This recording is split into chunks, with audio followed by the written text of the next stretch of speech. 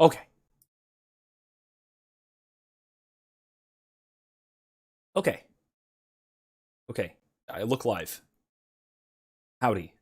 Howdy, friends. Am I live? I hope this is working. It looks like I have good analytics. Okay. Hi. Hi, everyone. Um, so, as you can see, an update just came out for Nier today. I just saw that. So, it has been attempting to do an update, and I've been attempting to stop it, which is where we've been for the last 14 minutes now. So I apologize very thoroughly for this very late start. Um, I'm going to try to open up and play Nier without downloading and installing the update because it will not play while I'm downloading it. So I'm going to give it a shot. I'm going to try and see if I can just hit play and see if the whole everything crashes again. If not, then in we go and we're all good just with no updates, which it shouldn't need updates, but who knows. Anyway, so this oh, Kylie, you were asking. This is Steam. It's the game management software thing.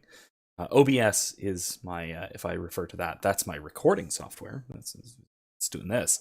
And then YouTube is the thing you're watching. That's the other technical term.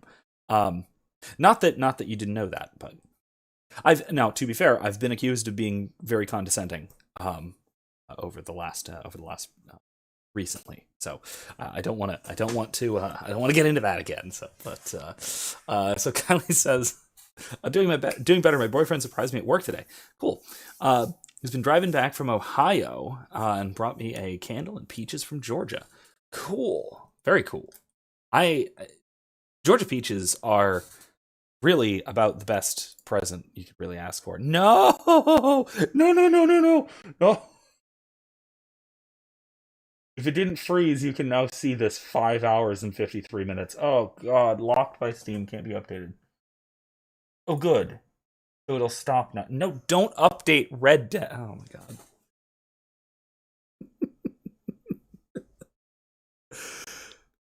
Oh Lord. Okay, well,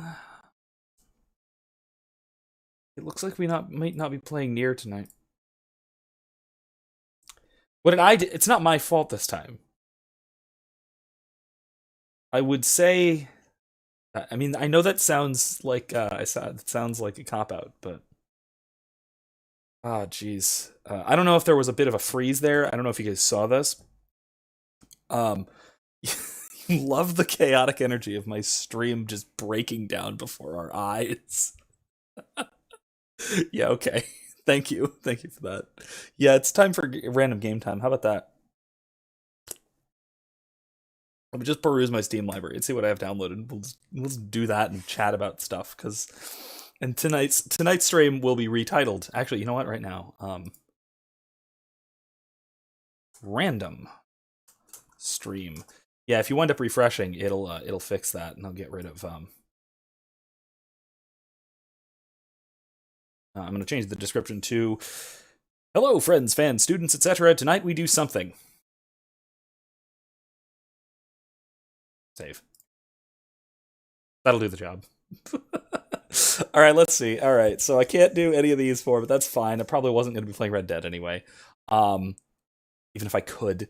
These are MMOs, so no. And near the game we were planning on playing is just not. It's not doing. So that's unfortunate. Um, all right, let's see. Go back to Dragon Age, but no, I don't want to mess with everyone's schedules there. What do I have installed? That's an MMO. I could. Oh God, I could. I have a Mass Effect mod installed for a real time strategy game here, but it's a little micromanagey for on a stream. That might be a little bit crazy. Um, Eric says, "Too bad I don't have any multiplayer games downloaded on this computer that we share. That'd be cool. That would be really cool. You're right. That would be neat." Um, I can play Star Wars Squadrons, but I don't trust my internet connection to actually handle that properly. Did I uninstall? Darn it, I did. I thought I might have still had Destroy All Humans installed, but I didn't. I uninstalled it for making room. Darn.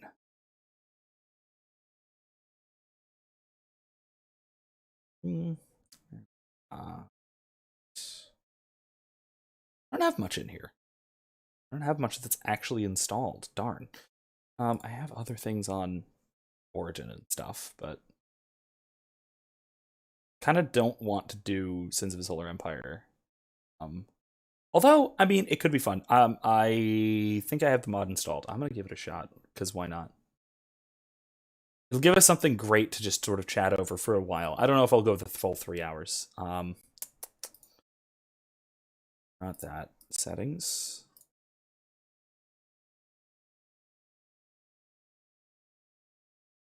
Uh-oh, not that. Not that. Do I not have the mod installed? Mm-mm.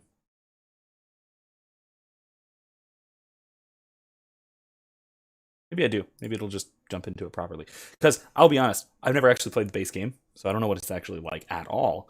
I'm in the hopes that this has my proper Mass Effect mod installed that I thought it did. Oh no, it's the Star Wars one. All right, let's try that instead. Cool. Why not? This stream is gonna get copyright struck like crazy. I'm not even gonna contest it because it's gonna be Star Wars music. It's through and through here. Anyway. Oh man.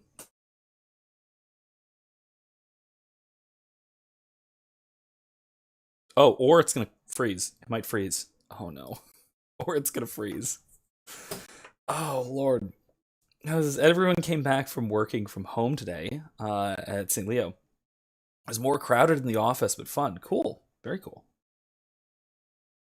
Yeah, I'm looking forward to sort of reintegrating to yeah, I might just turn the music either off or down. I am looking forward very much to sort of reintegrating with society, you know. Options, sound, music volume.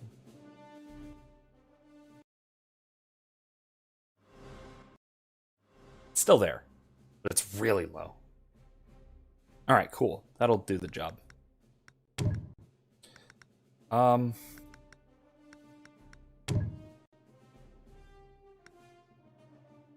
let's just do random because I don't exactly know what I'm doing.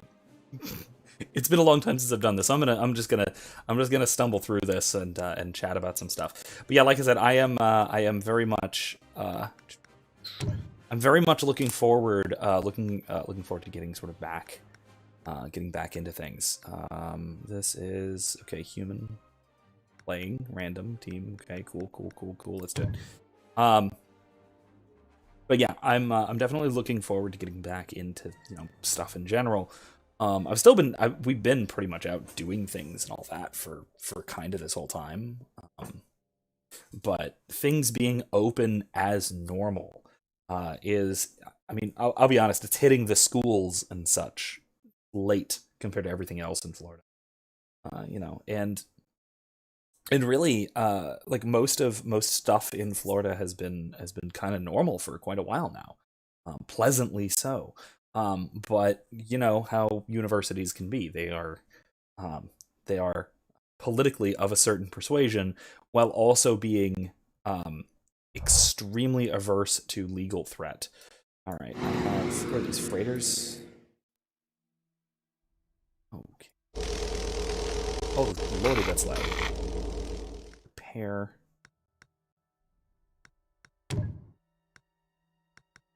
I need an actual warship or two. I can't make one. All right. What's my territory looking like?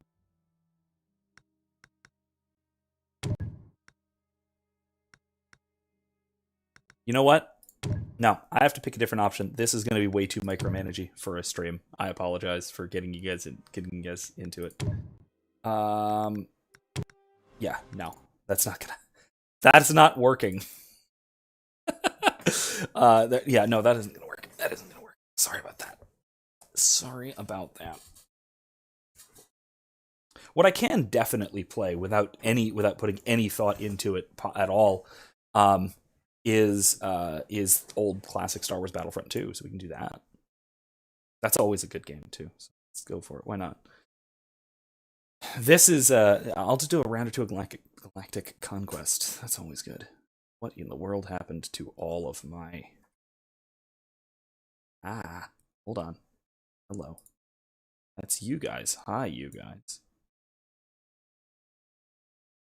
There.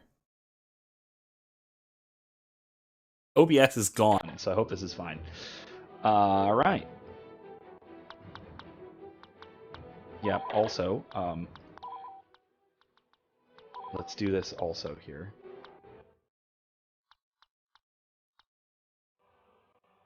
Is that gonna... That's probably not gonna catch it, I hope. If my stream dies, then know what happened. Anyway.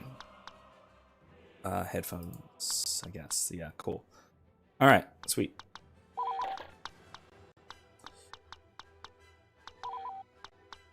So, anyway, like I was saying, Kylie said, also, y'all, I was in Orlando this past weekend with family. We went to a place called Tamale Company that was absolutely amazing. Cool. This is like downtown or so? It's been a while since I've been to anything like downtown Orlando. Usually, if I go that way, it's more the Disney area. Let's do Republic, because I want to play as Planes. All right, let's wait. All right. So yeah, I want to. I would really like to. Like I said, I look forward to kind of coming back into things, particularly back into school. Like I was saying, I think that that a lot of like. Uh-oh, my chat disappeared. This isn't good. Moved. It moved. Do that to me. There we go. All right. But yeah, I think that, like I said, the universities, especially schools in general, are some of the latest or some of the last to really pick back up into normalcy. Oops, forgot about that.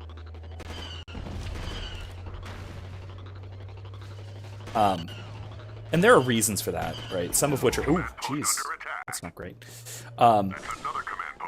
Some of those reasons are pretty genuine and legitimate. What other reasons are, like I said, they're kind of, I mean, it's political for one.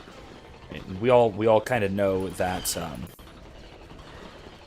that most universities are fairly politically left, and the response to the pandemic has largely been along political lines. It got politicized for all sorts of various reasons. Just sort of in part, in no small part, due to the uh-oh.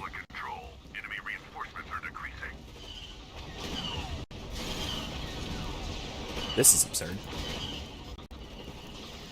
There we go. But yeah, I think that the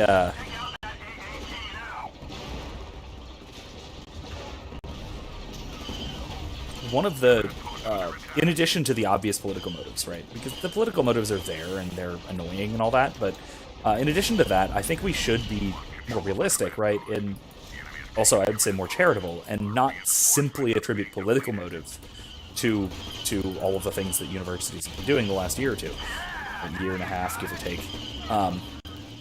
Because it's certainly more than simply political. You know, there's a lot more going on. One of the other major factors, and I've talked about this before too, right? Is that universities tend to, more than a lot of places, be very averse to, be risk averse in terms of lawsuits. So, and this is in part just because they're otherwise fairly vulnerable to lawsuits, right? And so, you know, if there is a distinct possibility of getting sued for, you know, exposing students to the virus, to whatever else, right? Then a university is going to want to avoid that, if at all possible, right? Oh, jeez.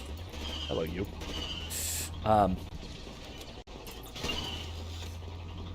even to the point of overreacting to the other side. And I've said this before, right, that this... It really won't change until it is a sweeping social change and the universities are the last institution to sort of go back to normal. Or, alternatively, oh, this isn't good. I'm going to get blown in half. Either the universities will be the last institutions to change in any given part of society or area or whatever. And or it will have to be... Is that the button? Yeah.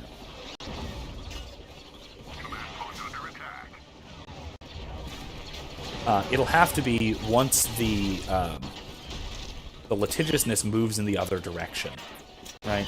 You know, so what I mean there, really, realistically, right, is that if and when students and parents decide that the education that they have gotten over the last year or so was not worth the money they paid for it, that's really when I think things could reasonably turn around. I'll pop this out, put it over here so I can see you guys talking to me better. I don't know if this will actually work, but it's worth a try. It did work. Cool. Let's go to... Oh, jeez, this is not great. Should have been more careful, you know? Tank time. Another command post for the Republic.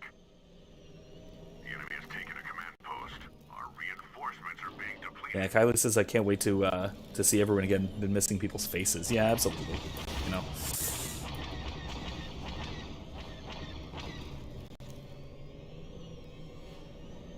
Yeah, but yeah, I think that like one of the major differences, right, is that I think that if and when, like I said, students and especially parents start to get peeved enough that the education that they've been getting over the last year or so has been insufficient, right, not worth what they're paying for, which is, you know, quite a bit, really, then things will have to change. And thankfully, I will say, thankfully, we've really gotten to a shift in sort of socio-cultural norms before we get to that stage. Because that shift could well lead to a sort of cascade effect that would do severe damage to sort of the university system as a whole. And I will say, I have my critiques of the modern university system that I can get into if you guys are interested, but that, okay, we won, cool. But that it's the, I think that kind of attrition, I guess you might say, is not the ideal way of reforming. I'm gonna bother saving. I'm just gonna go over. Alright. Deselect. Let's see what we got. We need a fleet. Defend Naboo.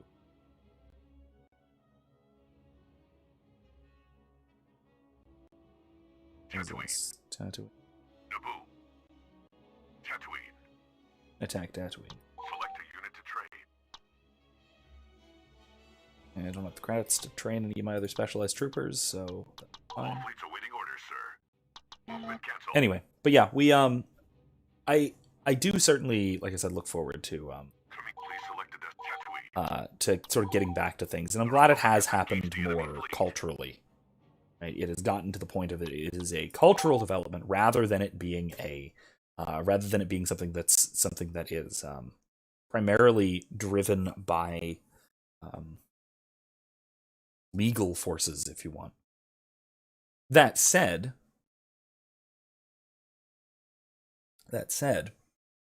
there is a real significant issue and concern about, for example, I know that that this is mostly driven by teachers' unions, but in Florida, there is there's the issue of Governor DeSantis has basically been very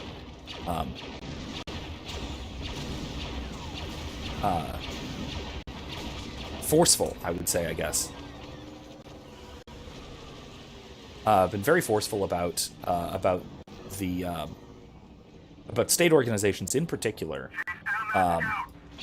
opening back up. And there we go. And one of the interesting, but I'll also say maybe disturbing points having to do with that is that that teachers' unions, that public school boards, right?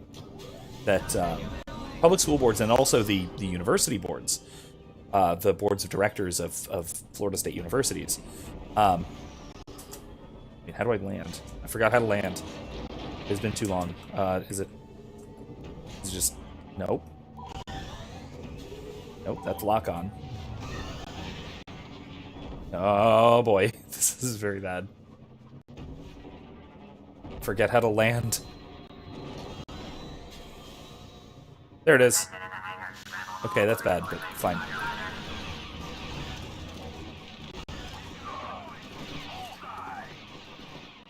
Okay, fine, we're good, we're good, we're good. I forget how I did that, but hopefully I won't have to again. Anyway. Crap. Anyway, though. So I was saying that particularly public school boards, but also even the university boards of directors, had explicitly said that they are going to be... that they don't consider themselves under that jurisdiction isn't the right term, but they basically said that they as they consider it, that this order does not apply to them.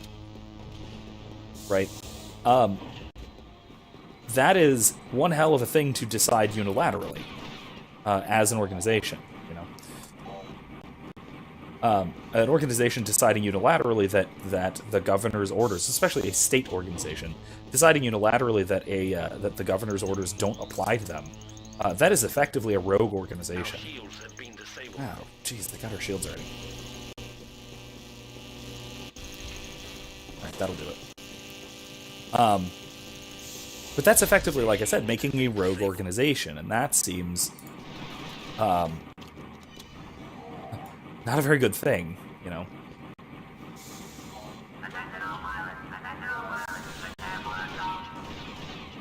That's actually quite dangerous, especially if they're you know, going rogue in the direction of, quite frankly, not fully serving the public, which is really the case what we've been getting with schools, especially like public schools, especially, but even universities in general.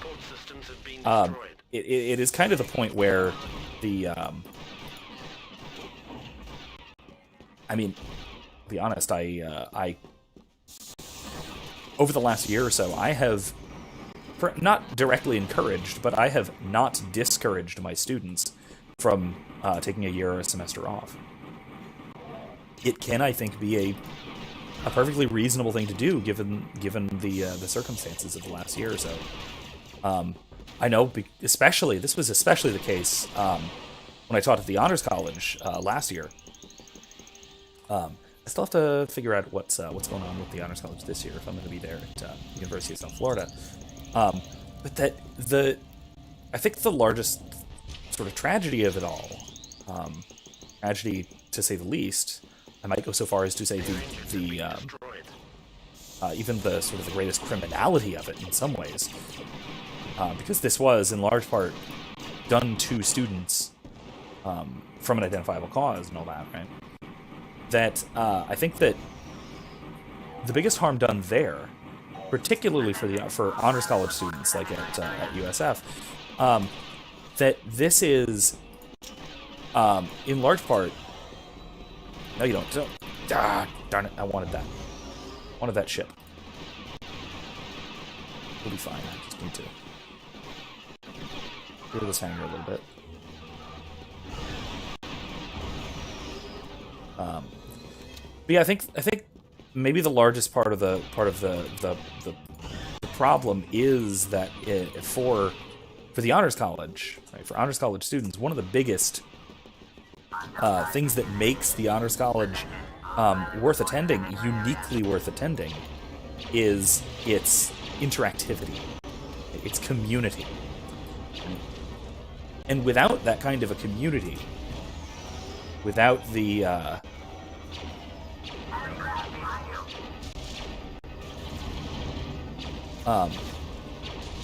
particularly sort of living on campus and doing things with other honors students, all of that really just means that that these students are missing out on a lot of what it is not only to have their first year in college, but their first year in the Honors College in particular, because it is especially reliant upon that kind of direct, real interpersonal interaction in a sort of very organic way. Right? Back when I was in the Honors College, I would spend a lot of time with professors and things, either in office hours or just sort of in their the classrooms or in the offices or anything like that.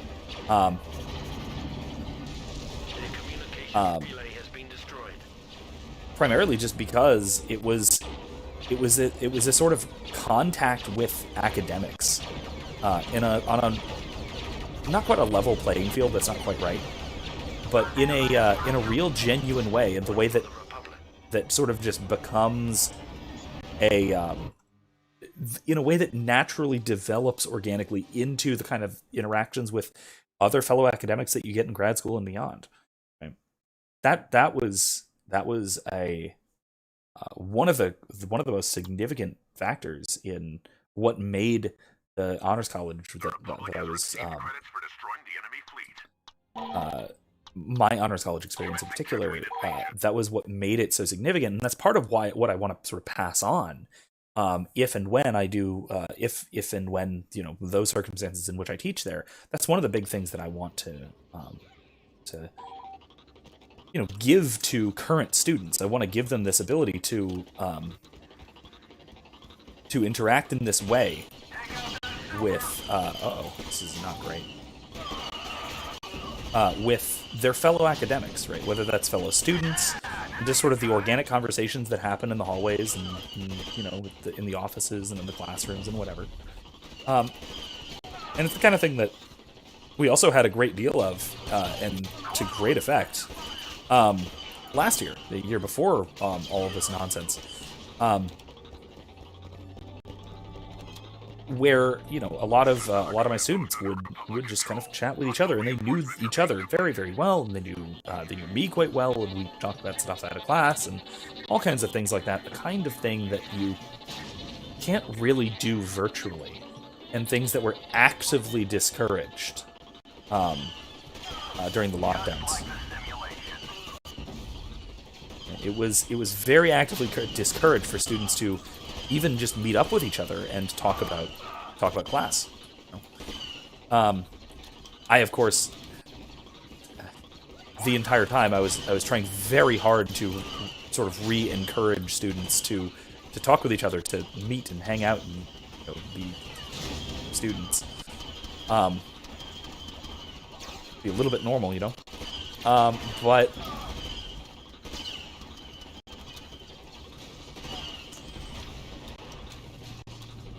But it can only do so much, right? And my availability was you know, pretty good. I would be around on days that I was in class, and I would be outside, and, you know, places where it's easier to meet, and especially early on in the pandemic, frankly, quite safer to meet, really.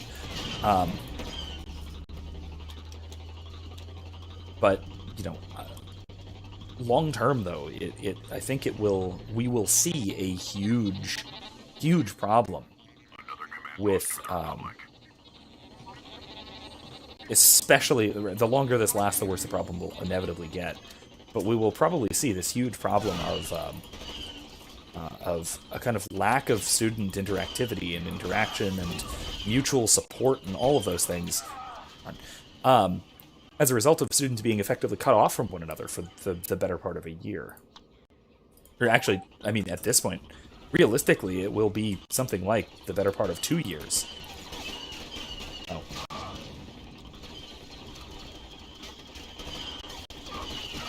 Alright.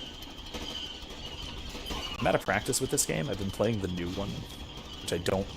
is mostly online, so I don't really trust it to do while streaming, but we'll see. Maybe. Maybe if we beat this Galactic Conquest, we'll do a couple of rounds of the new Battlefront. The 2017 one, that is. Which I actually do like a lot more than most people do.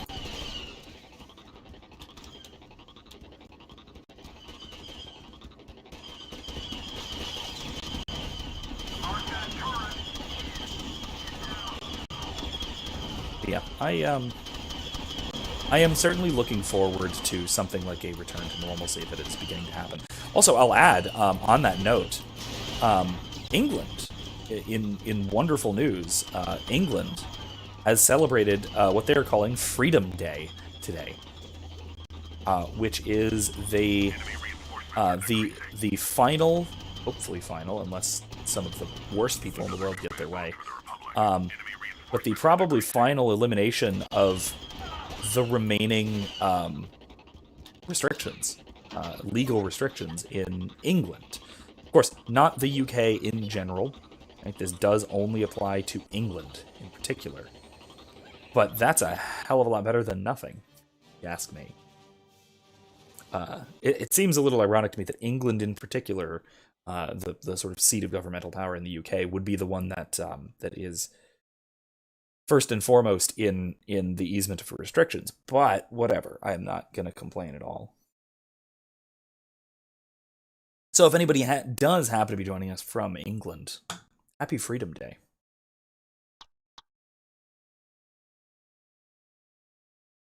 The Republic has grudgingly accepted credits for conquering Tatooine.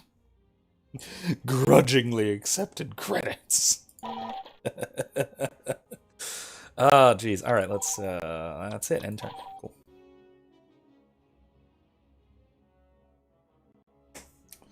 Please select a fleet to command. Okay, we need to defend Camino. Movement cancel. I don't want to.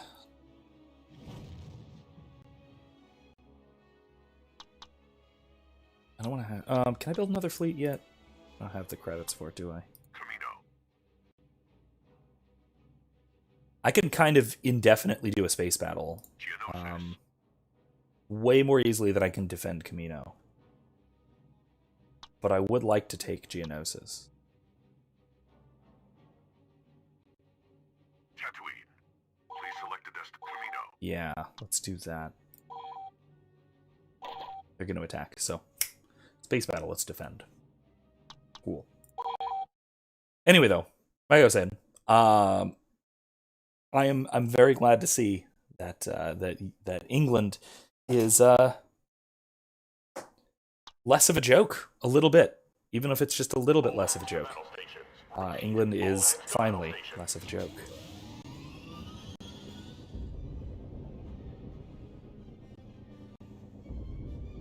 Am I loaded up? Yeah, good enough.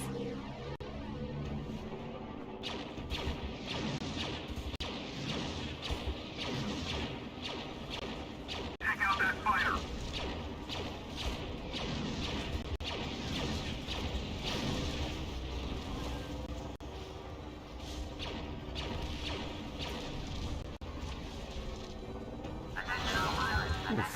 That's not great. That's not great either. Alright, nah, we're fine. We're fine. We're good. It's spacebar, by the way.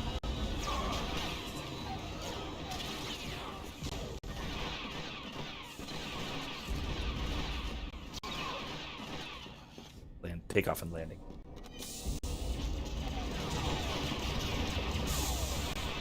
This, the single player of this game was one of the first that I ever, like, stayed up all night to play.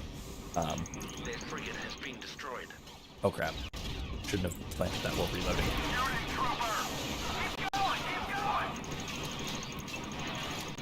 Let's get out of here. Their auto turret defenses have been disabled.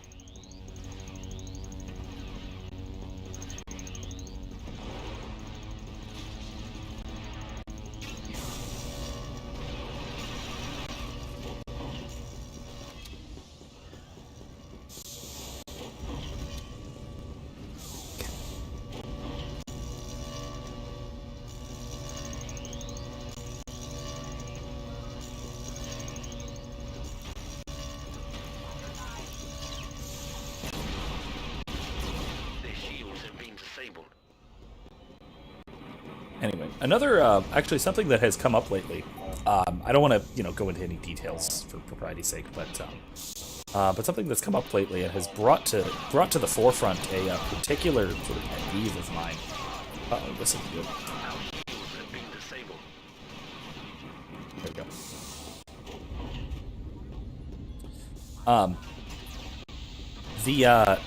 This pet peeve being the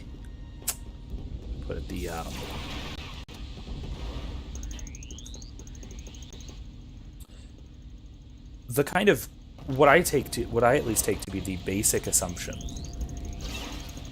that should sit behind kind of any human interaction, really, which is the principle of charity. I have a video on this. I have a lecture on this because it's particularly relevant and important in academia, right? Academically, if you're going to be reading and interpreting somebody else's work, right, then you need to be able to charitably interpret them, right? Interpret them in a way that they would recognize, right, to avoid something like a straw man, right? But in terms of social interaction, right, this has to mean that the sort of social equivalent would have to be that if you're interacting with another person, you have to assume that they have good motives. You have to assume that they don't intend something malicious by what they're saying and what they're doing, unless they've either said otherwise or demonstrated with pretty clear certainty otherwise.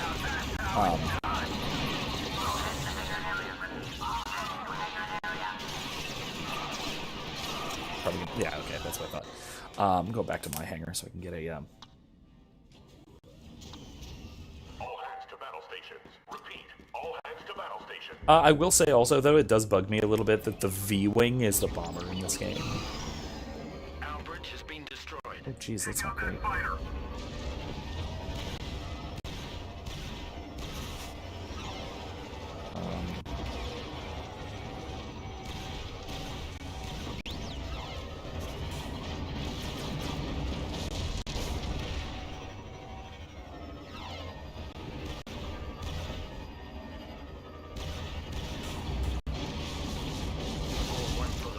There we go. Got him. Communications relay has been destroyed. All right. Anyway.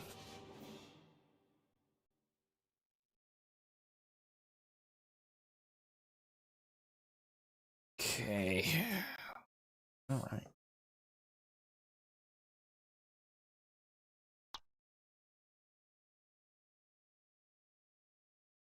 The Republic has received. Okay. Anyway, let me check something real quick. Oh. Oh no. Okay. Okay. Sure.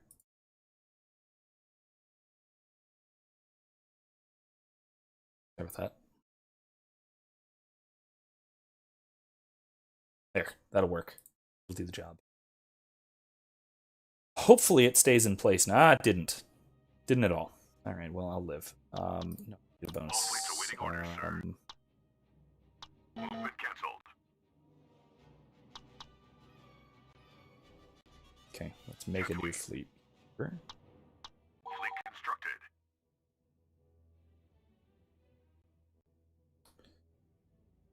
Mikito. Naboo. Oh, Camino. Please select a destination. let's go towards deep space. That'll work. That's interesting. All fleets awaiting orders, sir. Movement canceled. Interesting. Mikito. Please select a destination. The Republic has engaged the enemy fleet.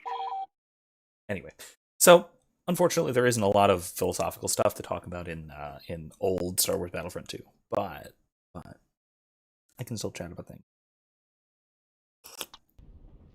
So anyway, like I was saying, the principle of charity as it applies to sort of social relationships, right, is I think pretty absolutely fundamental to interacting with other people.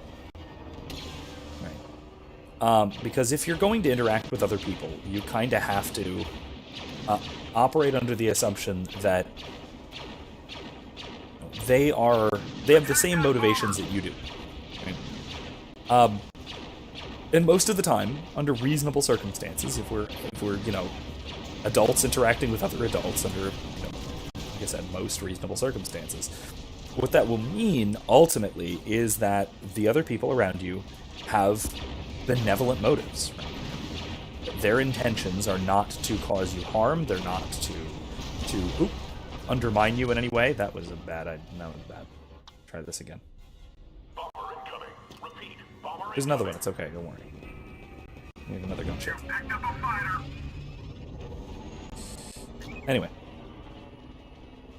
Anyway, what I was saying.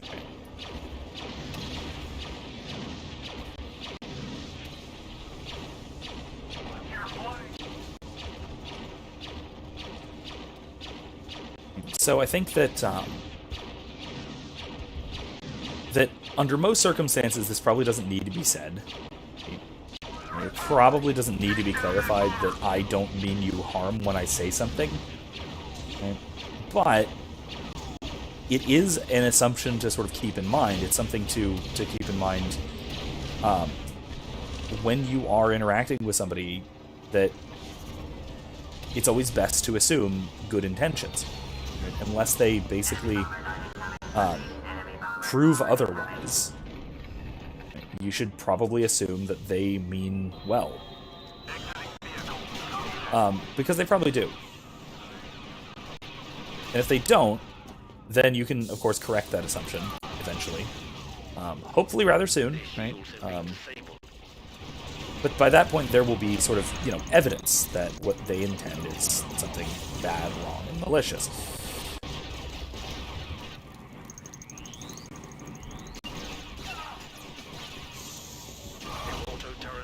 And if they do manage to sort of correct that, oh, their shields are gone. Didn't need to. Right?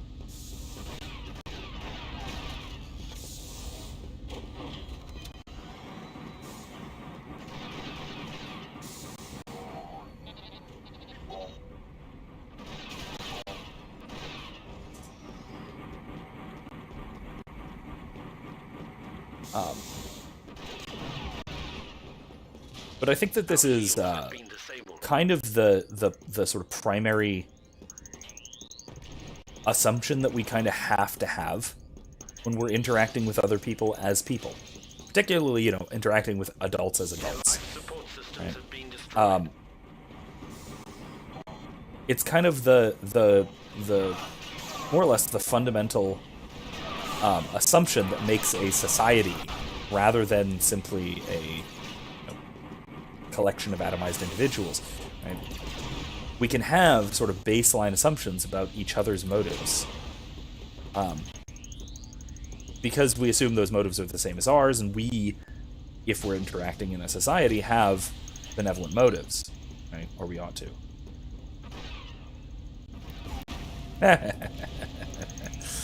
That's always great. Their engines have been destroyed. Okay. Like barely any points left we can score, so let's just go do it.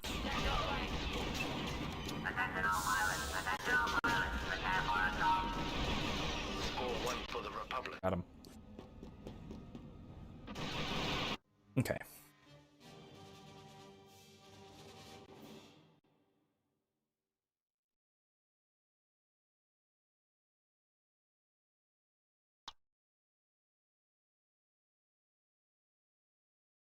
The Republic has received credits for destroying the enemy fleet.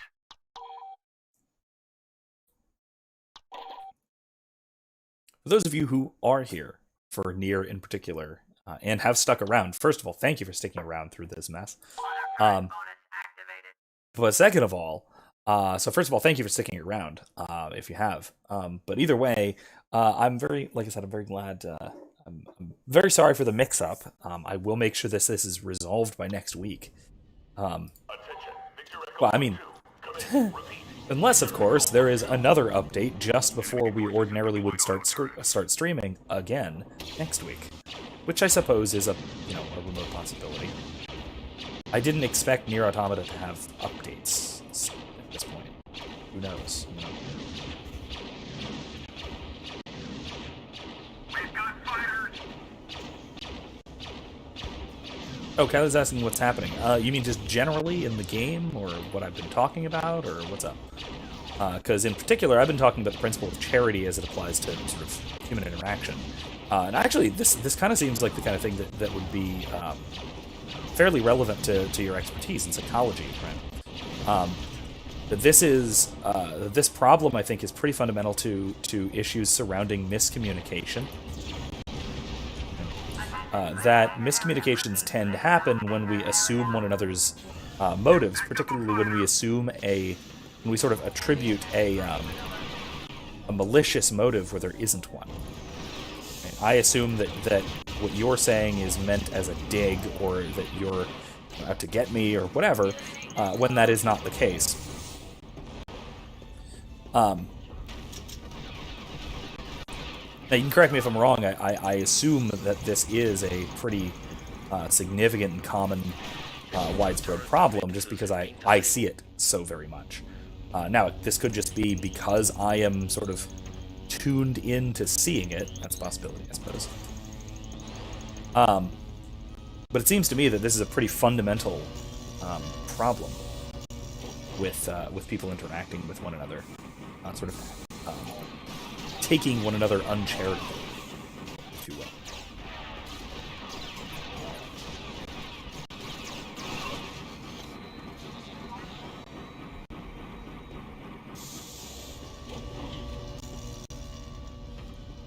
How does that make sense? Does that seem intuitively correct to you as well, or am I off base here? Am I overly exaggerating? Maybe mountains and molehills, call it what you want. Their shields have been disabled.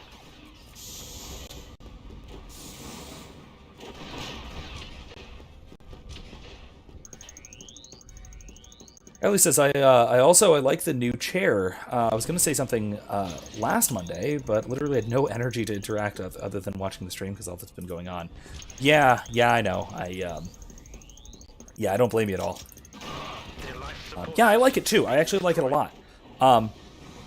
It's very different from what I'm used to. I actually have what I am told is called lumbar support. I'll actually show you guys in between matches. I'll show you. I'll give you a little tour around the chair, because why not? I've got the time tonight.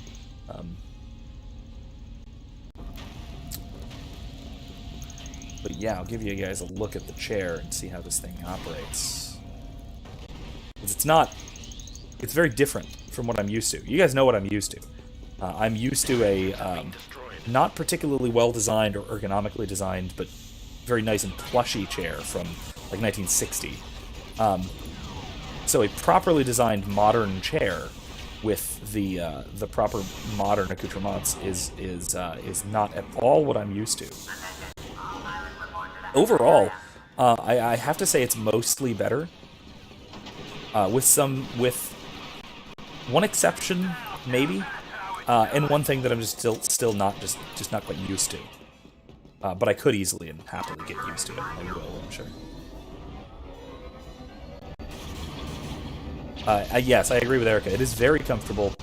She could, in fact, sleep in it. I probably could, too. I almost... In fact, in part because of Loki having just come out and just finished up last week, and, boom, some of my problems with it, I went back and watched Thor 2: The Dark World, which I have always thought was wildly underrated. I watched that again last night, and I was up pretty late doing so, and I was doing so like this, which is one of the cool features of this chair, by the way. Actually, let me make my image a little bigger so you guys can see for the moment. Howdy. Hi there. Okay, so let me sit up again. There we go. So yeah, this chair, which is very nice, has on itself a little pillow that attaches, and then this, a lumbar pillow. that is meant to not be up here, but it goes down there at the base. And it also has this little extendy footrest that I'm not really in a position to like point my webcam down under my desk. That'd be kind of a pain. But I very much do care for it a good deal. Where's my... Oh, that's the one. Let me shrink this back down. I'll leave it a little bigger than usual, but there.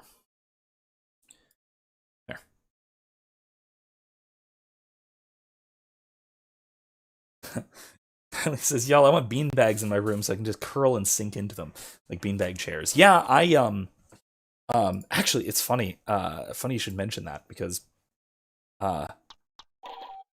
this game will always kind of remind me of when I had beanbag chairs. Because I back in my old sort of gaming room, not gaming room so much as just sort of game room, where I had my old back in my parents' house when I was growing up. I had like the old TV in there, and I had it's where all my old toys and all of my that kind of stuff. Like so sort of from the transition from play toys and games into sort of like playing video games and stuff.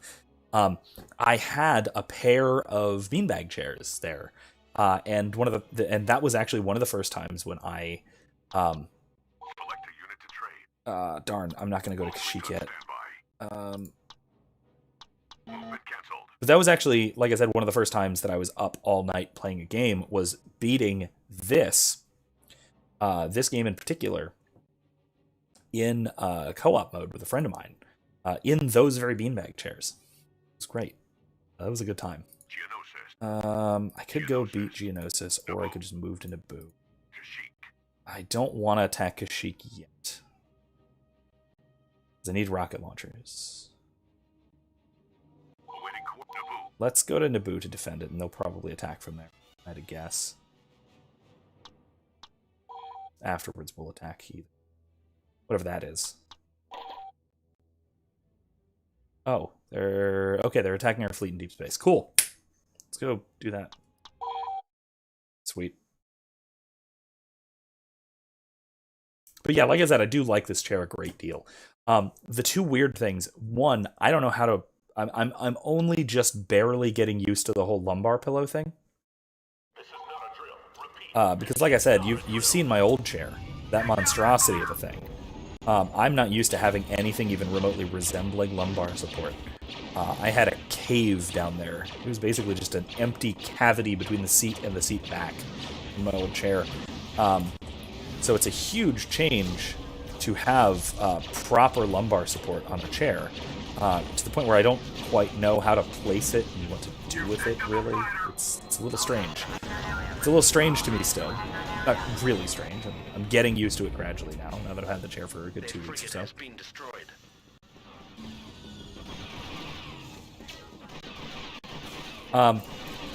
But the other thing that is like not perfect about this, and it's this is a sort of mid-tier gaming chair, if I'll put it that way.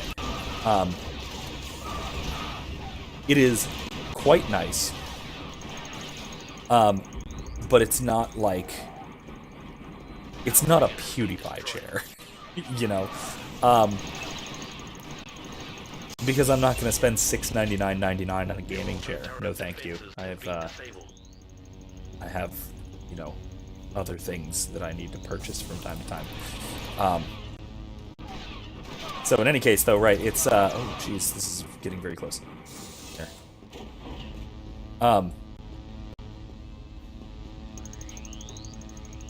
Yeah, it's a the one actual thing that I would, but I don't know if I'd complain about, but it's something I might do about someday. I might do something about it someday, is in comparison to my old chair especially, the seat is not quite as cushioned as I'm used to. Oh, okay. So I didn't need to do that. Our shields have been disabled. Bastards. But yeah, the seat isn't quite as cushioned as I'm used to. I'm used to an overly, almost absurdly plush seat cushion. So what I have now is a nice cushion, like an ordinary seat cushion. But one that is not, you know, a foot thick, like my old chair. So if I sit on the thing for too long, like for an unreasonable amount of time, like all day, right? Or if I'm in this thing all day or all night and I'm sitting up straight, I'm not leaning back too much, then I'll have a problem with the you know, butt sitting. Basically, it makes my butt hurt if I sit in it for too long. But you know, it really only does that if I sit in it for an unreasonable amount of time, like an actually unreasonable amount of time, like more than like 3 or 4 hours at a time. Like for the duration of the stream, it's fine, assuming I haven't been here all day, which I haven't so much today. But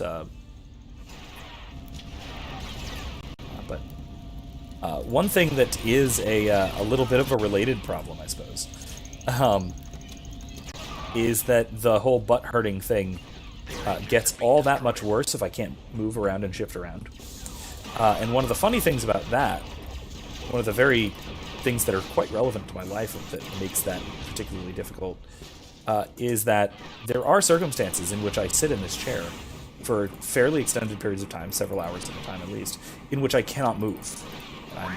I can't move safely or securely, and those are when I'm sitting with Michael in my lap. If Michael's sitting in my lap, oh man, I absolutely can't move, or else he'll wake up if he's sleeping. So I really do have to. I guess I'll use a fighter. 170. Where do I find it? Where are there cruisers?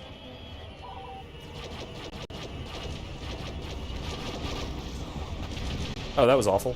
Okay, well that sucked.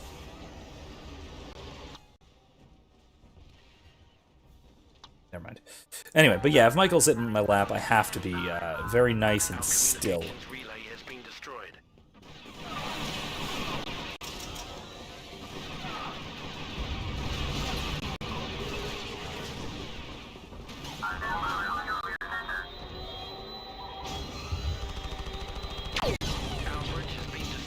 Ooh, jeez.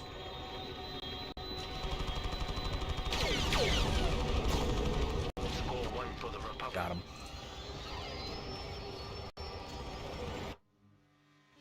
Anyway. But yeah, that's my minor complaint about the chair.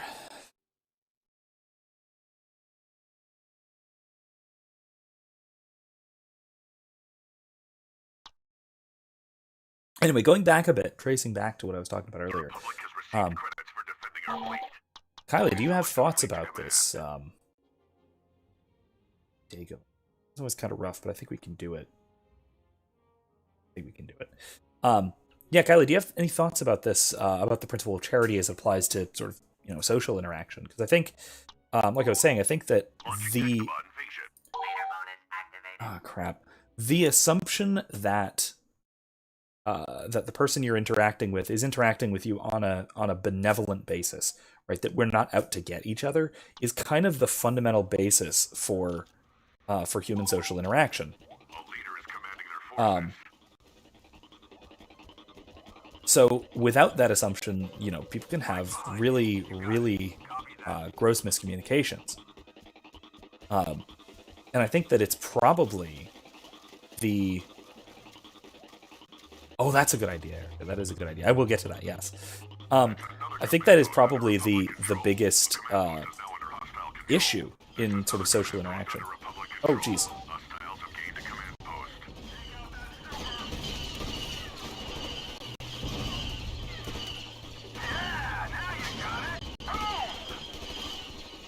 Yeah, in the new Battlefront, in 2017 one, the super battle droids are a special unit. They're not just the standard ground troop. Yeah, Kylie, I don't know if your particular expertise would lend any insight to that sort of thing. But I figured you might be able to say more about that. But if you can, that'd be really cool. Because like I said, it's kind of my pet peeve when it comes to sort of social interaction. And I mean, recently it's come up with with some various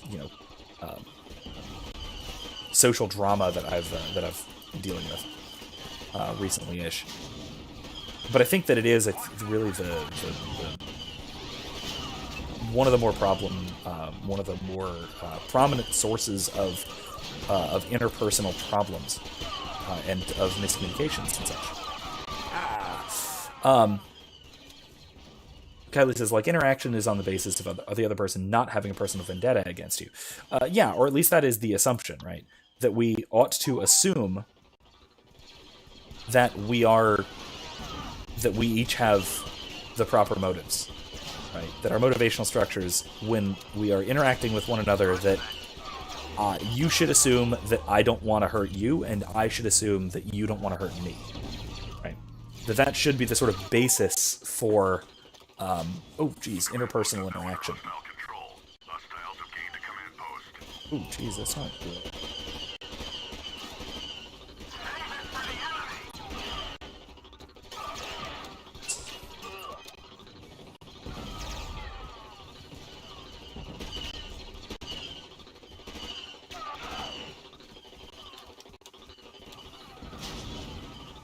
We're losing a little bit. Dagobah is always a very difficult level.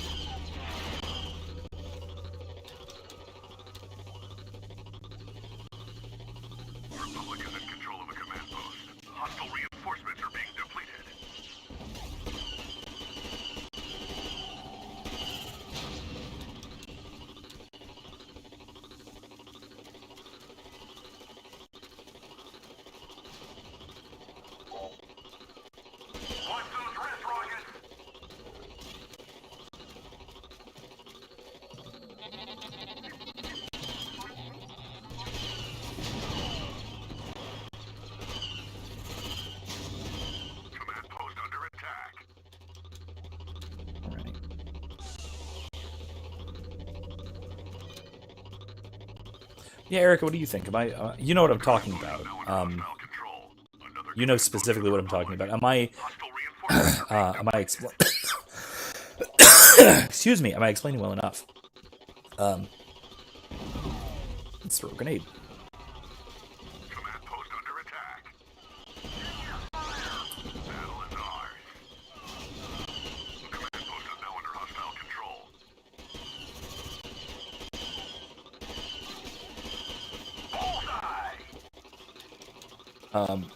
Kylie says, because the way I'm thinking of it, people tend to gravitate towards conversations with those they deem as safe or will have similar beliefs. I agree that they shouldn't, that there shouldn't be the assumption of one having, I assume you can say something like malicious motives. Control of a command post. Hostile reinforcements are being depleted.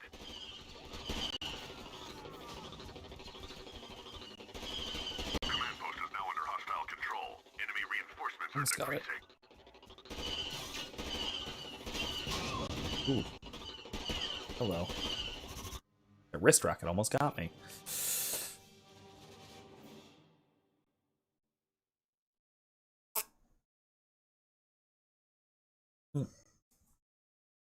All right. The Republic has received credits for taking Dagobah.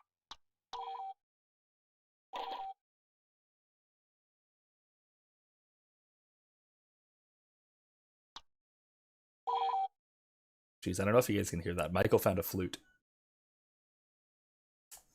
in there.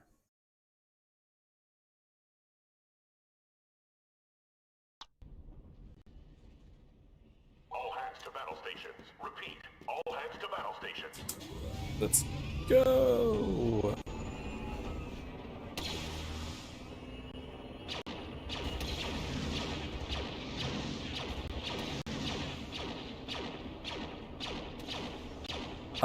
That people shouldn't have the assumption of having a personal vendetta against someone they're interacting with. Social interaction is a learning tool. Okay, yeah. And I mean, really, my default position on this is based on the principle of charity as it applies to academics, right? In an academic setting, you need to be able to assume a plausible interpretation of what you're reading or what someone is saying, right? And what this means, though, is that typically, academically speaking, this means that what you assume is that the person you're reading or the person you're arguing against isn't a complete idiot, right? And that they are arguing in good faith. That's the other part, right?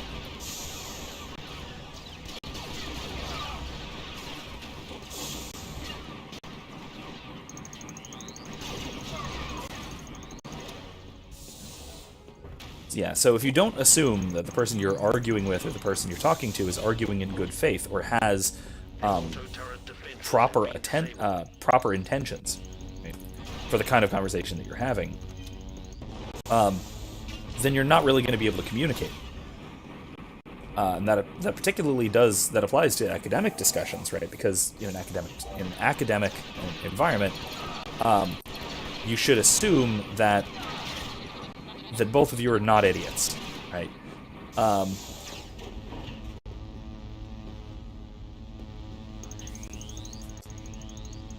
Ooh, that was close.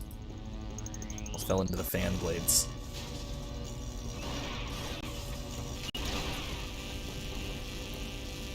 Oh, it's not down yet. Really? But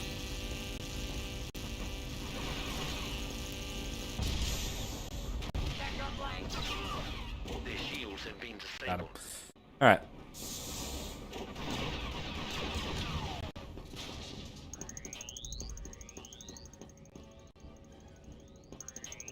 So that's how it works in an academic environment, right? You assume that the other person knows what they're talking about and that they're making the argument in good faith, right? They actually mean what they say. In an interpersonal kind of interaction, this means that yes, you are assuming that the other person means what they say, but they also mean it in a charitable way, right? That I think that, like I said, one of the big social problems, one of the biggest barriers to social interaction is assuming malice on the part of the other person you're talking to.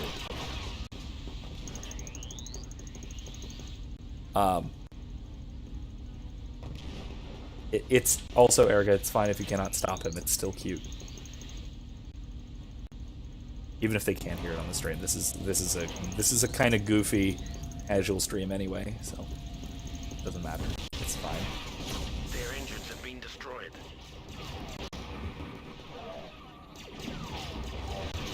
Uh-oh, let's leave.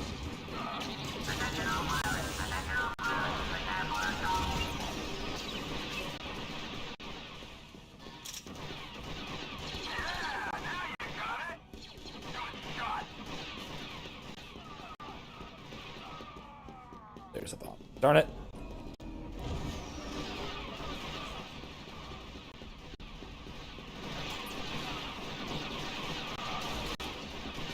Our shields have been disabled.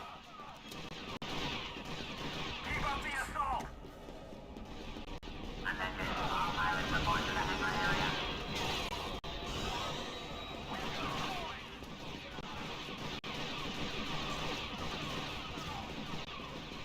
There we go. Need this. All right. Excuse me.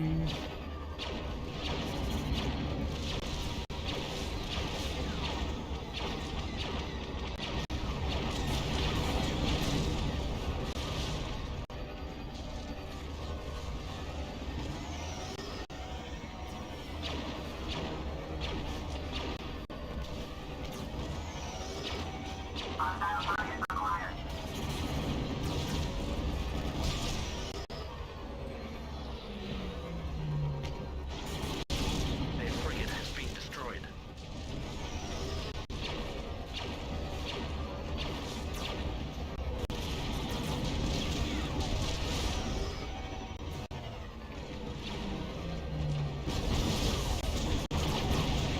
Oof, that wasn't great. All right. Score 1 for the Republic. Got him. Victor Echo 1-2. Come in. Repeat. Anyway, but yeah, I think that so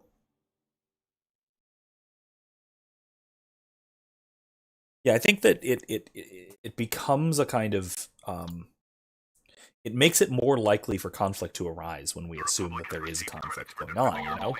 And I mean that sounds maybe overly simplistic, and maybe it is a little bit simplistic. Movement canceled. Select a unit to trade. We need them Lone Heavy cheap. Troopers 6. All fleets awaiting orders, sir. Movement canceled. But yeah, I think that we do kind of need Geonosis. Kashyyyk. there we go. Please select a destination. I think that it is overall very beneficial to assume that the people we're interacting with are assume that we are interacting on equal terms. And realistically, this means that when I interact with people, I always necessarily assume Enemy garrison has been that reinforced they with additional are troops. that they're not out to get me. Or even something that's just as simple as that that they don't mean to offend me, or that they mean something in a reasonable way, in a way that I would take to be not obviously wrong or not absurd, right? Darn, I missed. This one is very hard, and I'm probably going to lose this, but we'll see.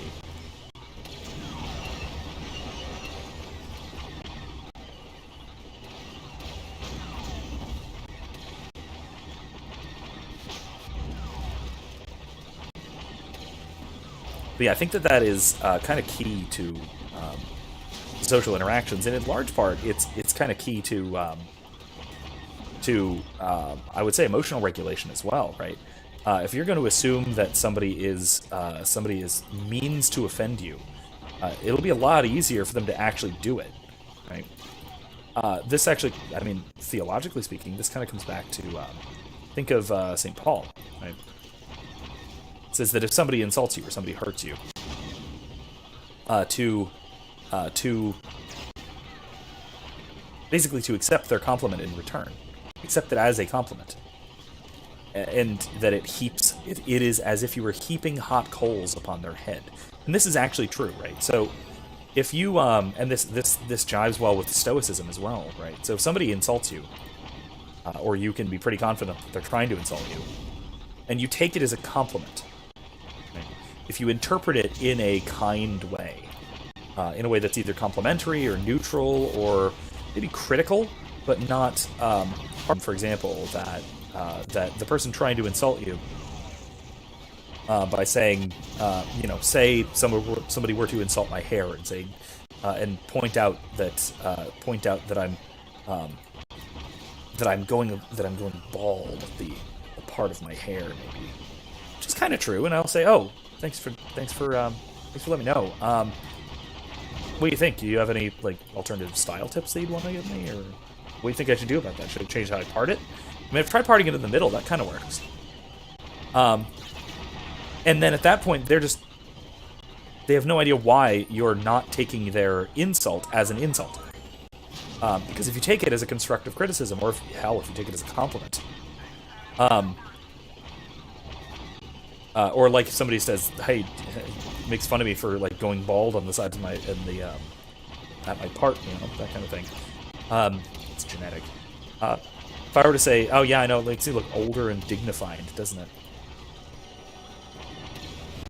They're gonna be like, "No, it's not what I meant. I meant to be mean to you." But if they have to tell you that they were trying to be mean to you, they will not have succeeded. They will not have succeeded at insulting you. They'll be rather upset about that, typically.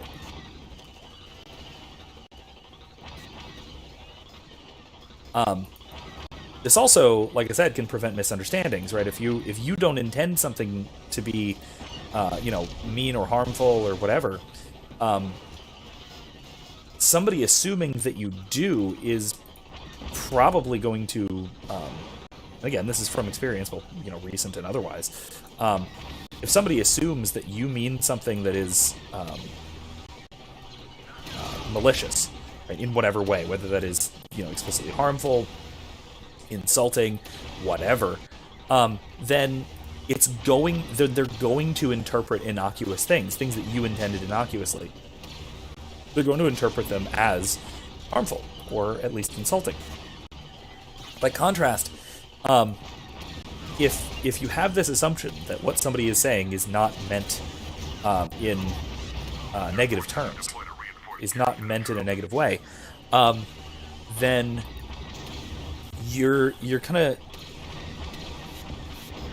by working under the assumption that what somebody is saying is not harmful, and if you are willing to sort of share this as a mutual understanding, right? If you and the other person both agree to understand what each other are saying in a positive light, right? Then you don't have to worry so much about what you're saying either.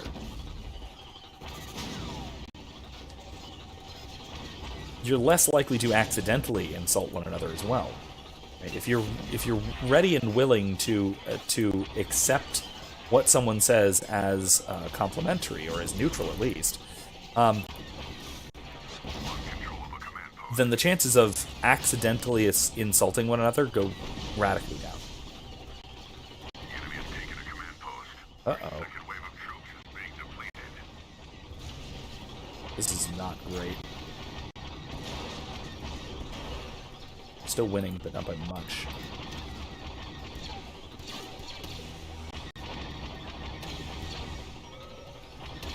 Kylie says killing them with kindness. Yeah, that's the kind of thing, right? And that doesn't come directly from scripture, but the idea does. Reinforcements are being depleted.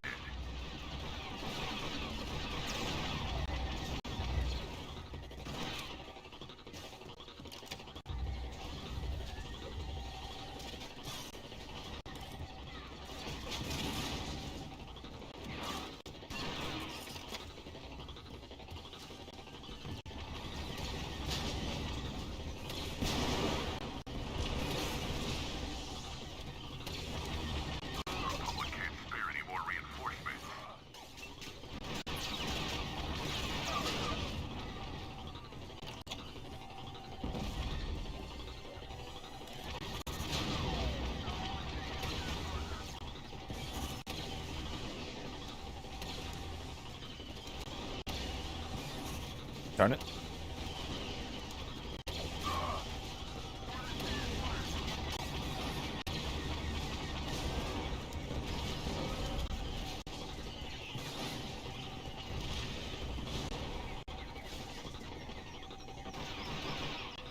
Oops! That was one of my guys.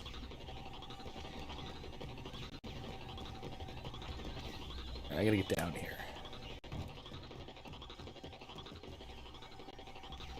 Oh, this is close.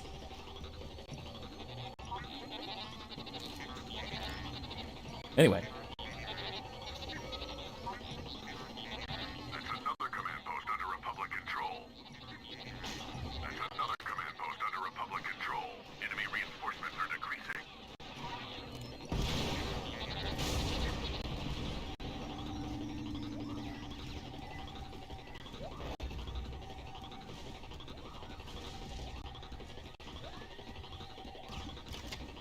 Completely out of ammo. Yeah, there's a lot of pew-pews happening. In which case, I was not exactly killing the separatists with kindness. I was killing them with a mounted artillery cannon for a good long time. Which worked fine. It was working quite well. Anyway, but yeah. The Republic has been given credits for taking Kashyyyk. What I might do, saving. If I finish this soonish, which I might not actually, this might actually last the whole stream. Who knows? I'd like to win, but we'll see. We'll see how long I get through. The Republic Quickly I has get through engaged this. the enemy fleet. If I get through this quickly enough, I might for the last hour or however long we have left. I might do a round or two of the more of the new Battlefront 2, the 2017 one. Attention, Victor Echo 1-2. Come in. Repeat. Victor Echo 1-2. Watch your tail.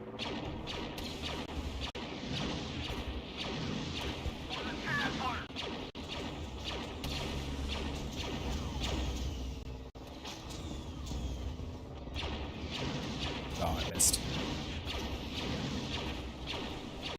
I will say that one does not have the same level of interaction, let's say, between ground and space that this one does, and that was a huge disappointment to a lot of people, me included, because I love the interaction between ground combat and space combat in this one.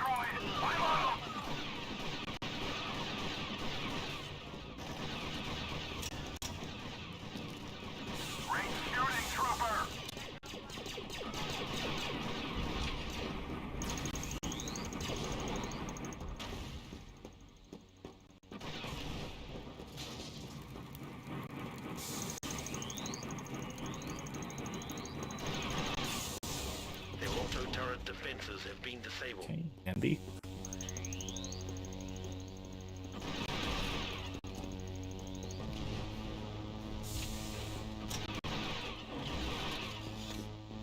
Tell you what, though, if you guys want me to switch at any point, feel free to just let me know. I'll happily jump over. That one takes a little bit to start up because it does more or less need to be online. It takes a little bit longer, but I can do it. It shouldn't be a problem. All hands to hangar area. Repeat. All hands to hangar area.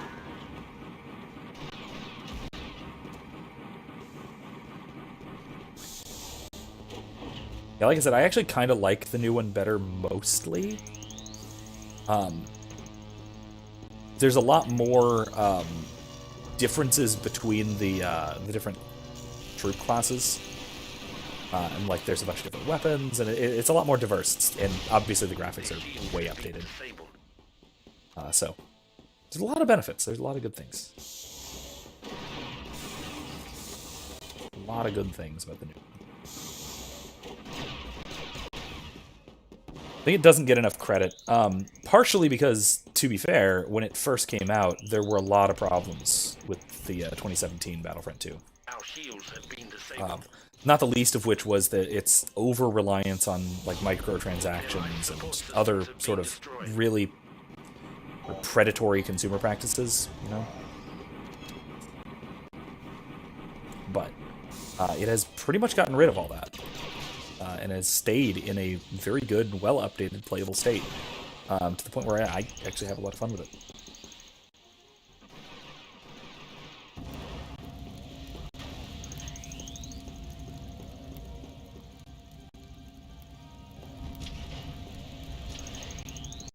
Target's been wired. Their engines have been destroyed. Anyway, another thing I wanted to sort of chat about on Erica's prompting. There is an idea that I have for the next D&D game I want to play. I want to DM, run effectively. The idea being, so it's a standard. It would be a standard D&D game in a setting that I'm relatively familiar with. So Forgotten Realms, the Sword Coast. So taking place in and around the city of Waterdeep. Is a great, massive, sort of Renaissance-y city in the sort of standard D&D 5th edition setting. There's a lot of stuff that already takes place there, so I can import content and I can do stuff on my own and whatever. It should be good.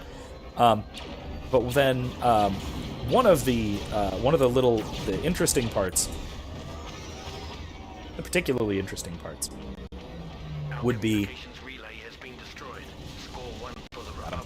One of the particularly interesting parts about this was my idea for. So I have a quest giver NPC who is a character I have played in other games, named Draven. He's a lovable rogue and scoundrel. With has received credits for destroying the enemy. in every version, he has some manner of magic. He's learned magic usually to help with his cons and his tricks and all that. but he's an old character. I've had him in a lot of different versions. Actually, he started off as a character in a Star Wars live action role playing game. So the whole lovable scoundrel really fits in that setting. So, in any case, in that setting he was Corellian, same planet as Han Solo, naturally. But in any case, right, he's sort of the lovable rogue. One of his character quirks. So, if you know anything about 5th edition, then this will make sense. If you don't, then I'll maybe try and fill in the blanks. If you have questions, sure, go ahead and throw them in the chat. I'll see if I can fill in blanks. But he is an arcane trickster rogue with levels in wizard. Right, so arcane trickster rogues already have magic, both cast from intelligence. Right? Intelligence is their casting stat. The ability that determines their ability to cast spells.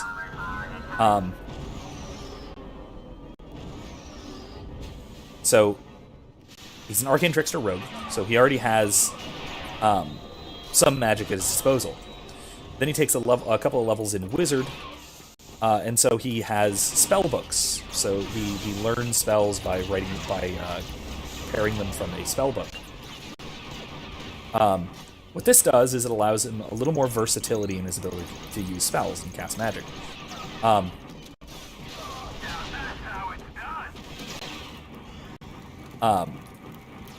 His versatility is great, but one of the notorious problems in 5th edition, or in D&D in general for wizards, is losing their spellbooks. Because if you lose your spellbook, you only ever can use the spells you happen to have already prepared when you lose your spellbook, which really, really sucks. So losing your spellbook is terrible. So a lot of a common thing to do is have a backup or backups. Sometimes multiple backup spellbooks. And Draven has a particularly clever way of doing this. This character is he is also a pulp fiction author. He writes crappy pulp adventure and romance novels that are published up and down the Sword Coast, like the equivalent of like internationally. The benefit of this is that being a rogue, he has access to a language called Thieves' Cant, which is essentially a way of encoding language in ordinary speech, in ordinary talking. So what he does is he has his spell books, all of the spells that he knows, are encoded into the novels that he publishes. that have a wide audience and a wide distribution, and are sold up and down wherever he might need to go adventuring. And so, if ever he loses his spellbook, or he doesn't have it for whatever reason, he can always just walk into a bookshop anywhere he goes, buy a copy of the book that he needs with the spell that he needs, and have that spell, or whatever spell he needs, from that book encoded and ready. And also, so can anyone else. Anyone else who can figure out the code can understand how to cast these spells. So it's also a nice little way of him sort of spreading the knowledge of magic around to places where it might, rogues, thieves and the like, who might not otherwise have access to magic. So this is the idea. So part of this character, then, is a kind of... he's an author, right? Because he writes novels. And so this means I've had to come up with some ideas for stupid adventure novels and trashy romance novels set in a D&D setting. Alright, so he is, I've mostly had him as the sort of quest giver NPC, the non-player character who sponsors the adventuring party and gives out the quests for everyone and all that stuff. Excuse me. And so, what this guy does is, he uses, now that he's older, he sponsors adventuring groups, and he uses their exploits and adventures to inspire some of his stories. So here's the idea for the campaign. He's still the sponsor of this adventuring party, He helps them out and gets them the things that they need. He has contacts up and down the coast and things like that. Right? Ordinary kind of background NPC stuff for a D&D campaign. So the fun part of this would be that, so a lot of times one of the problems with a regular D&D game is missing players. If somebody is not there 1 week or another, you got to come up with something to do, right? And usually that won't mean just kind of dicking around and not doing anything, right? Typically, Jet Trooper. So I'm going to want a Jet Trooper eventually, but I'm going to wait. So 500 more credits for that. Snipers are pointless. My regular rifle is good enough. Movement canceled. Utapau. Let me go conquer this little corner of the galaxy first, huh? Dagobah. Naboo. Please select a destination. Yeah, let's do Felucia. Felucia. Okay. Commencing Felucia invasion. Anyway, so one of the problems, like I said, one of the big persistent problems with D&D is when you have a player missing. If somebody can't make it to a game this week or whatever. Which happens, it's normal. It's a normal thing that can happen, and it's understandable. People have lives. So you don't want to, have this hardline expectation that everyone is always there, especially if you're playing every week or whatever, if you're playing pretty often. Because things come up, It's still, it's polite to arrange your schedule and as best you can, but things still come up and life comes first. And if life comes first, then, well, if someone's not there, then unfortunately that means that one of two things has to happen. Either the party, the adventuring party, has to carry on without that character for some inexplicable reason, or no one gets to play that week. Or option 3. Option 3, which is actually kind of common nowadays, is you'll have an additional separate filler plot. Something that is either, in character or it's a different game entirely or whatever, that is, that you can do without everybody there. So it's either a little side story involving the same characters doing something else and different and unrelated, or maybe it's even a different game, right? Instead of playing D&D this week, we'll play a Star Wars game or something else, right? What we're doing kind of right now with respect to the stream. So my idea fits all of this stuff together. So if the party is working with this novelist, effectively, he's their sort of adventuring sponsor.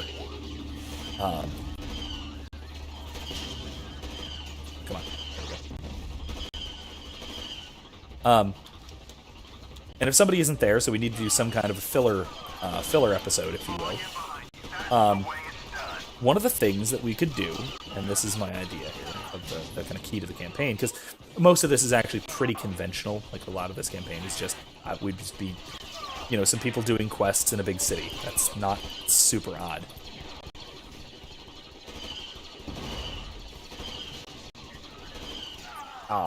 But one of the things I want to do is to have the filler episodes, or the filler weeks, be the characters, our D&D characters, would be playing a game of Dungeons and Dragons, playing a tabletop RPG using dice and stuff, in the setting of Draven's novels. Now, conveniently, I have set his novels. I haven't actually written these. I've made cover art for them, if you want to see some of those. Some of which is kind of inappropriate for a stream, but I'll show those. I mean, none of it's, really inappropriate, but they're, edited romance novel covers, so they are kind of inappropriate. They're meant to be, trashy, so, whatever. In any case, right? So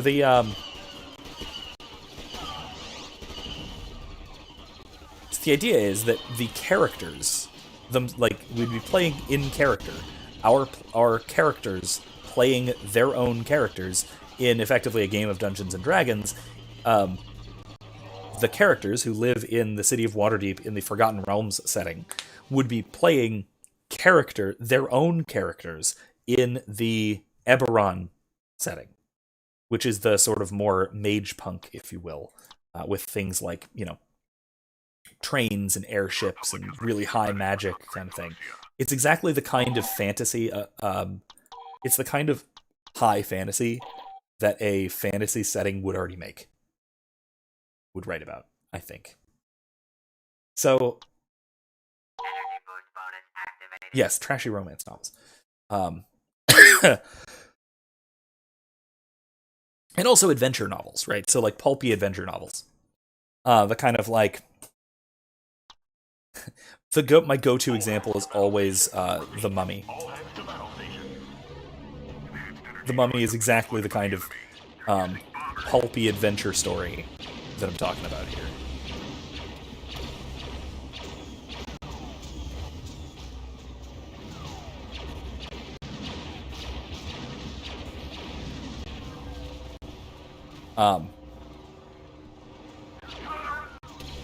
Even the kind of thing like, pulp novels, things like, even like Flash Gordon or whatever, that sort of thing. That's science fiction, but to a sort of high medieval audience, Eberron would be science fiction as well, so there we go.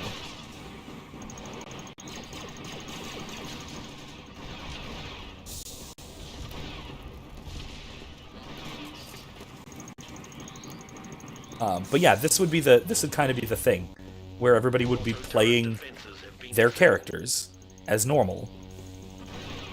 But they would be having those characters make their own characters and play D&D together. And whoever's missing is just their characters doing something else that day, because they were busy that night. Just like in real life. So we have a stupid excuse. So like I said, I really dig this idea, and it comes with its own filler plot, I guess. The filler plot idea is the cool part of the idea, because the rest of the idea is pretty default. It's just doing quests in Waterdeep. It's a game that I have. It's a story in a game type of setting that I have done before. It's nothing new. It's nothing innovative, but it's easy and it's fun.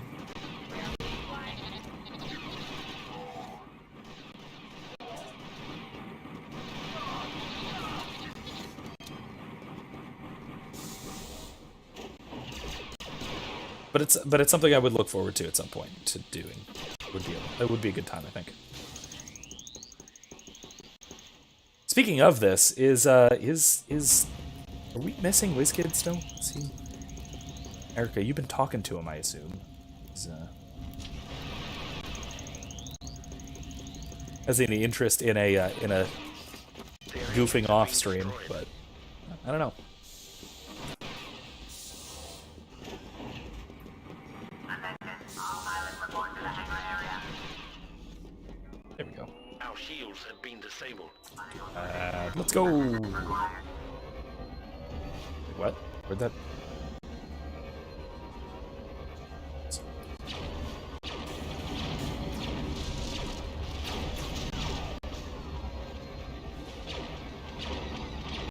Their shields have been disabled.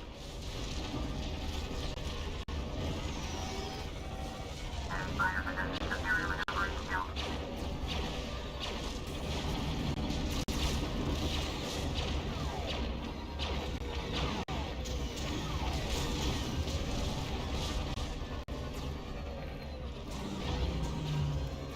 Score 1 for the Republic. I got him. Anyway, but that's my idea for a D&D game coming up that I'll probably be running eventually. We'll see.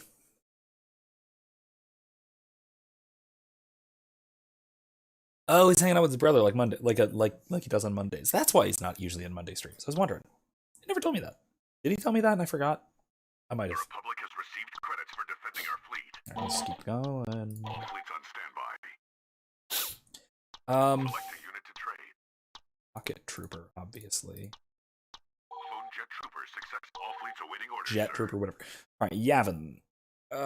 Yeah, this is the perfect map for having rocket troopers or jet troopers, Yavin whatever. invasion. Energy boost bonus activated. Okay. Yeah, Kylie says I haven't seen WizKid on stream in a while. That's he was here last week, Thursday at least. Let's do a jet trooper.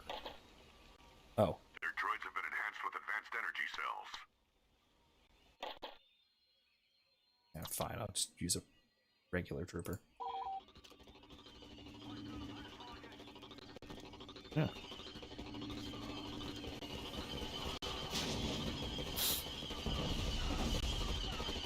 The enemy has taken a command. Alright.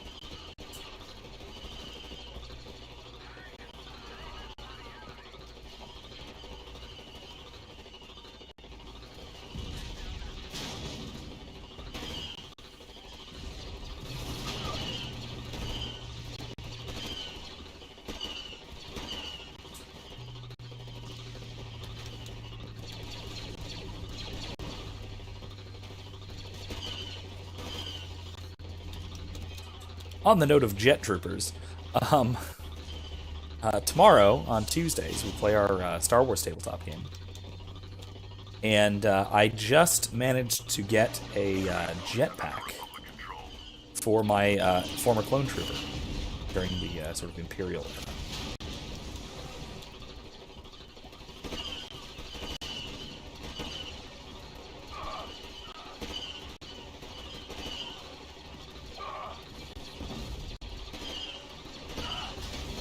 Jeez.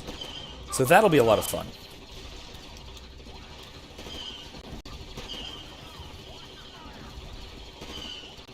Looks like you got this down. That should be a good time. That should be an absolute mess of a good time.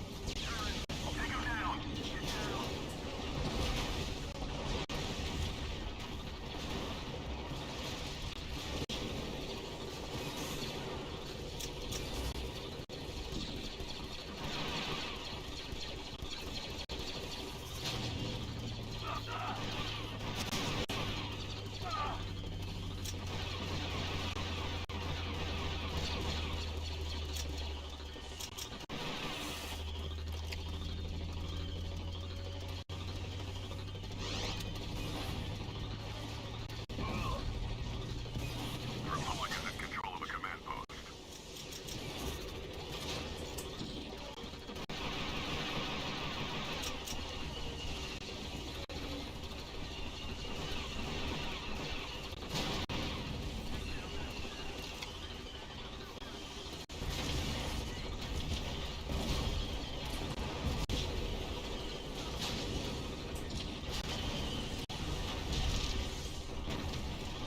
You got it. On your six.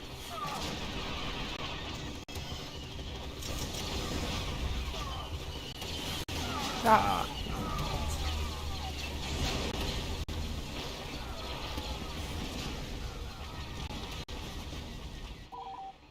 Hostiles have gained a command post.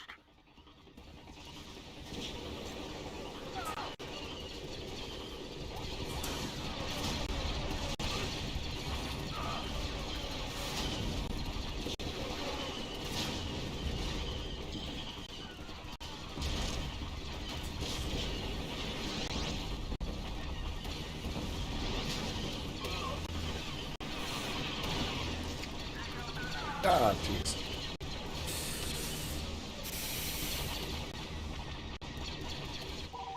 Alright, we are winning quite significantly, but winning enough.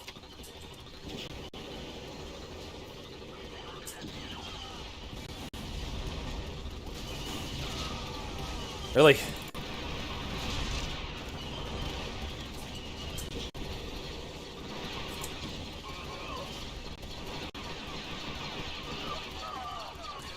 Oh my god. He's chasing him around with a fusion cutter. I hate this.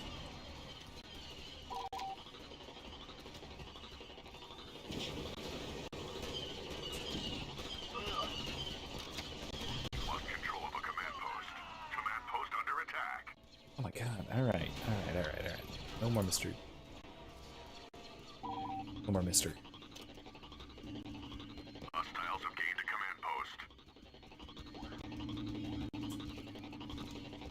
There's only 4 of them left. I think we're okay. I think we're gonna be okay. The Republic is in control of a command post.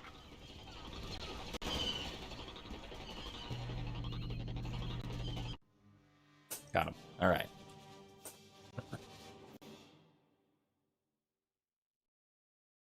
Okay.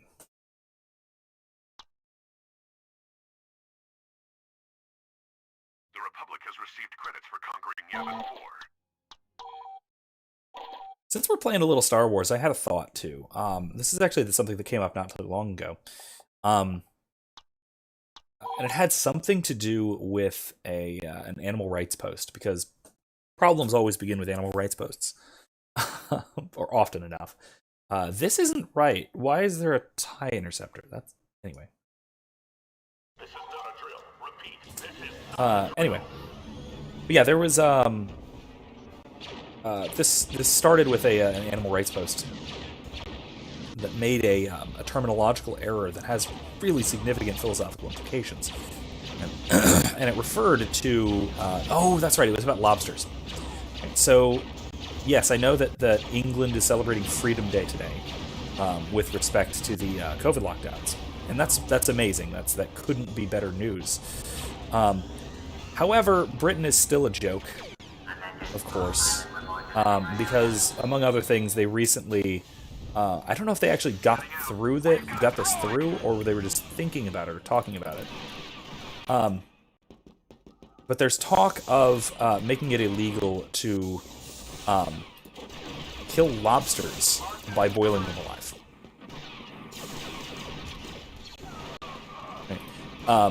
And the reasoning behind this, the absurd reasoning behind this, is that they are sentient creatures. Which is true.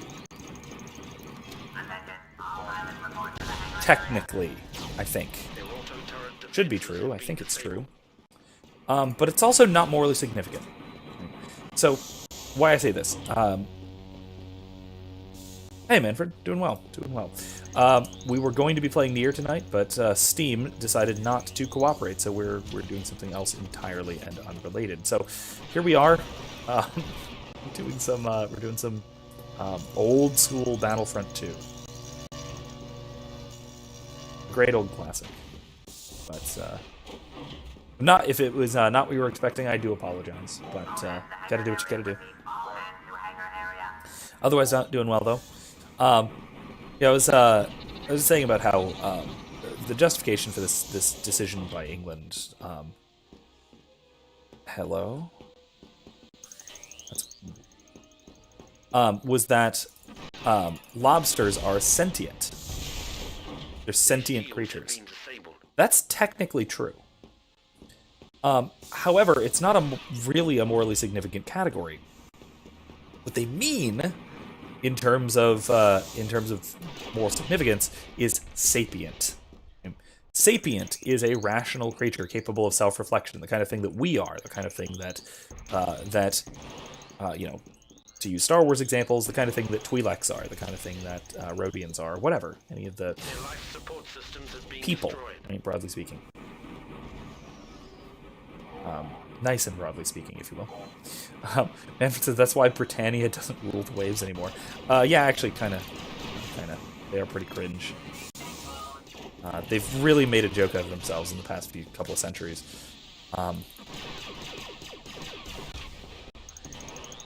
More than anything since World War II or so, the UK has really made a joke of itself. But anyway, this is actually something that there's a bit of rhetorical sleight of hand going on, right?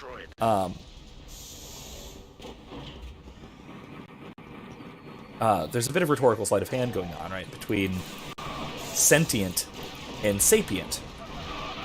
Oh no. Sentient creatures are anything that can have sensation at all, right? So that can be as something as simple as a bug, effectively, which is what crabs and lobsters are. They're bugs. They're arthropods. Functionally, they're arthropods.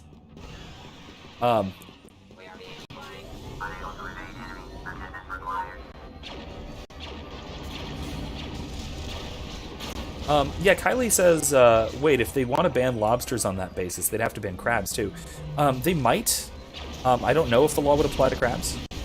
I don't know if it would need to, though, is the other thing. I think it's far less common to boil crabs alive, to kill them by boiling them alive. Usually you kill crabs first, before you boil them. But not necessarily, so maybe. You might be right. That might be the case. But so, right, so the distinction is between sapient and sentient, right? The morally significant decision. That a sapient creature The Republic has received credits for defending our fleet. is one which is rational and self-reflective, like human beings, right? Our kinds of things. A sentient creature is one which has sensation, hence the term. What this means, of course, is that let's just move this fleet, wander it on over, let them bash themselves against our space fleets for a little bit. Oh, Kylie says, wait, is boiling alive a method to cook octopi, or is it just the cut incision?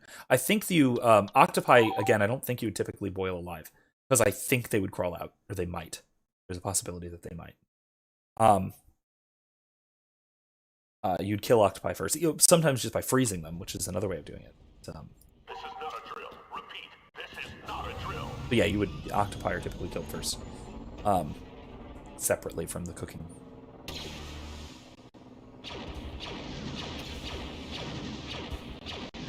But yeah, it's the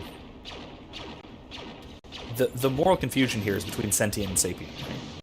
Right? Sapient means rational and self-reflective, like a human being. It means a person, functionally.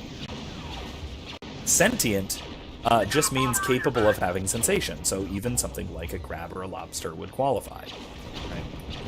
Right? But that doesn't mean that they are a morally significant creature, right? That they have, rights, essentially. A right not to be boiled alive or eaten or whatever. Like a human being, a sapient creature, has a right not to be eaten, for example.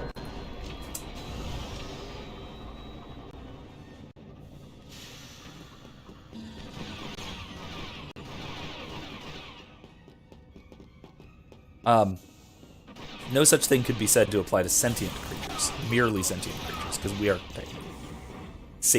sentient and sapient. We're both. We don't know of any creatures that are sapient but non-sentient. It's maybe theoretically possible, but we don't know of any that actually exist. It would be something very strange. Anyway, oh,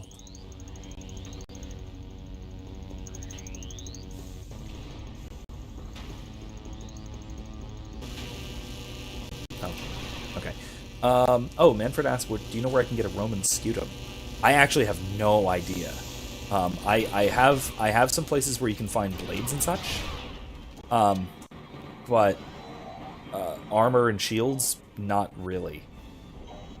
That is something I haven't looked into, so I couldn't tell you where to find one and what would, and where looking for one would give you a quality one rather than something cheap and wall hanging. Sorry. That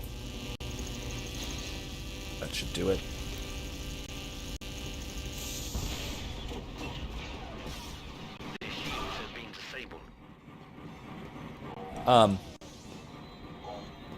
But this confusion between sentient and sapient, I have to partially attribute to science fiction, and especially I have to partially attribute to Star Wars in particular. And the reason for that attribution is that Star Wars officially uses the term sentient Been destroyed. when they mean sapient, and it is an in-universe technical term. So the technical term for what we would call a sapient being in Star Wars is sentient. This is, as I understand it, due to an error in writing in like the 70s, like very late 70s, and some of the very, very initial novels. Might have even been the novelization of one of the films. But a very, very long time, very, very long time ago. Well, it might have been the 80s, but it was long ago. It was way before even the sort of the expanded universe really took off. It was established that in Star Wars, in this universe, sentient, the term sentient, means capable of rational self-reflection. It means what we mean by sapient. And because of this sort of mix-up that Star Wars did, a lot of other science fiction sources have sort of followed suit and copied saying sentient to mean sapient. Of course, it's still wrong, technically. And so, why it matters that it's wrong, right, is that if somebody is talking about a sapient life form, and they say sentient, what that means is it causes a kind of a terminological drift, if you will. Right. So what happens is, in this case, and we can actually see this in the case of like the in the case of the lobsters, right? That when somebody then says sentient, they might mean, well, they might mean sentient, right? Like a lobster. But they might take it to have the moral connotations of sapience, right? And that's kind of an issue. I mean, Score one for the Republic. okay, we're done. That can be a really extreme issue when you start to think of sentient and sapient as interchangeable. You assign the same moral categorizations to both. And then you have the moral categorizations of sapient life applying to sentience, like lobsters. But then you also have the moral characterizations at times of sentience applying to sapience. You can have this go both directions. And that other direction is far more of a problem. Excuse me. Right? Treating animals like people is a problem, sure. It's a moral issue, moral failing. But treating people like animals is probably the worst problem. Received credits for defending our fleet. Manfred says, I usually get my blades from Cult of Athena. Their quality is mixed depending on the product. Yeah, their name is very corny. It really is. I've heard nothing but good things about them, though. So you probably can't go. I mean, you can go wrong. It depends on the product. Because they sell from so many different manufacturers. Know the manufacturer. I don't know if they have armor and shields and such. But one of the best manufacturers there is Hanway. A lot of Hanway weapons, at least, are phenomenal. I don't know. Like I said, I don't know if they would have shields. But Hanway does a lot of very, very good blades and other sorts of weapons. They started off as a martial arts supplier and just sort of broadened out from there into historical replicas and such. Take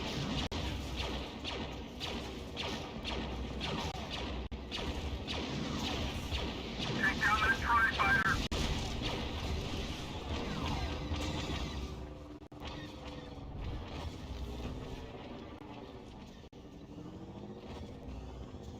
This turn's so slow. I hate it. Oh, God. Okay. Alright.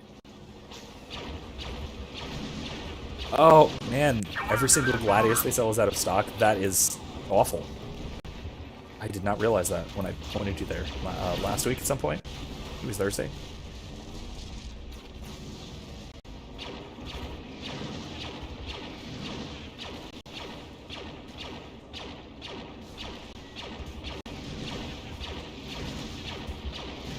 I did put a link, a couple of links in the description to a couple of that that seemed to me at least to be pretty good there.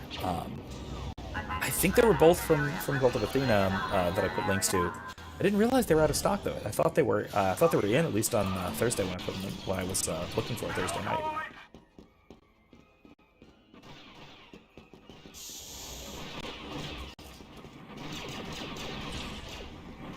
Honestly, to my mind, one of the best parts about historical reproduction Gladiuses, technically, is the availability of real historical examples, archaeological examples, just because of their incredible prevalence and their standardization, to the point where you can now make a gladius of a standard design, and it be fairly historical. That's maybe less the case with respect to a lot of other sorts of weapons, especially from later periods, from the Middle Ages, say, where weapons were highly individualized. Even the mass-produced ones were not machined in the same way that Roman weapons and armor were. Their shields have been disabled.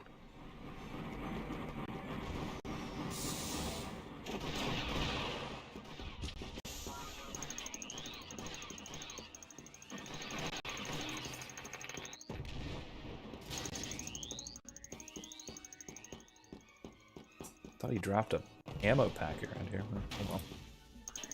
Go refill out there. But yeah, it's like I said, it's I think that's one of the cooler things about Roman weapons and a lot of the, I guess the reenactment and reproduction stuff you can get with Roman archaeology now is because so much of Roman civilization, particularly the Roman military, was so standardized. You can get very, very accurate reproductions of a lot of things. Our shields have been disabled. There's a if you're familiar with the YouTube channel Todd's Workshop, he's a weaponsmith and and also he does he's also a prop maker. So he does genuine historical reproductions of things and also makes custom swords and other weapons and such for people. And he also works for Hollywood prop shops. Their engines have been destroyed. And some of the stuff that he does is very, very cool, because he does historical reproductions of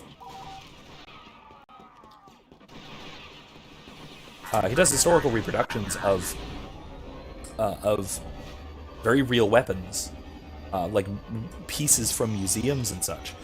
And one of the most interesting videos of his that I've seen was about comparisons, like making comparisons between modern reproductions and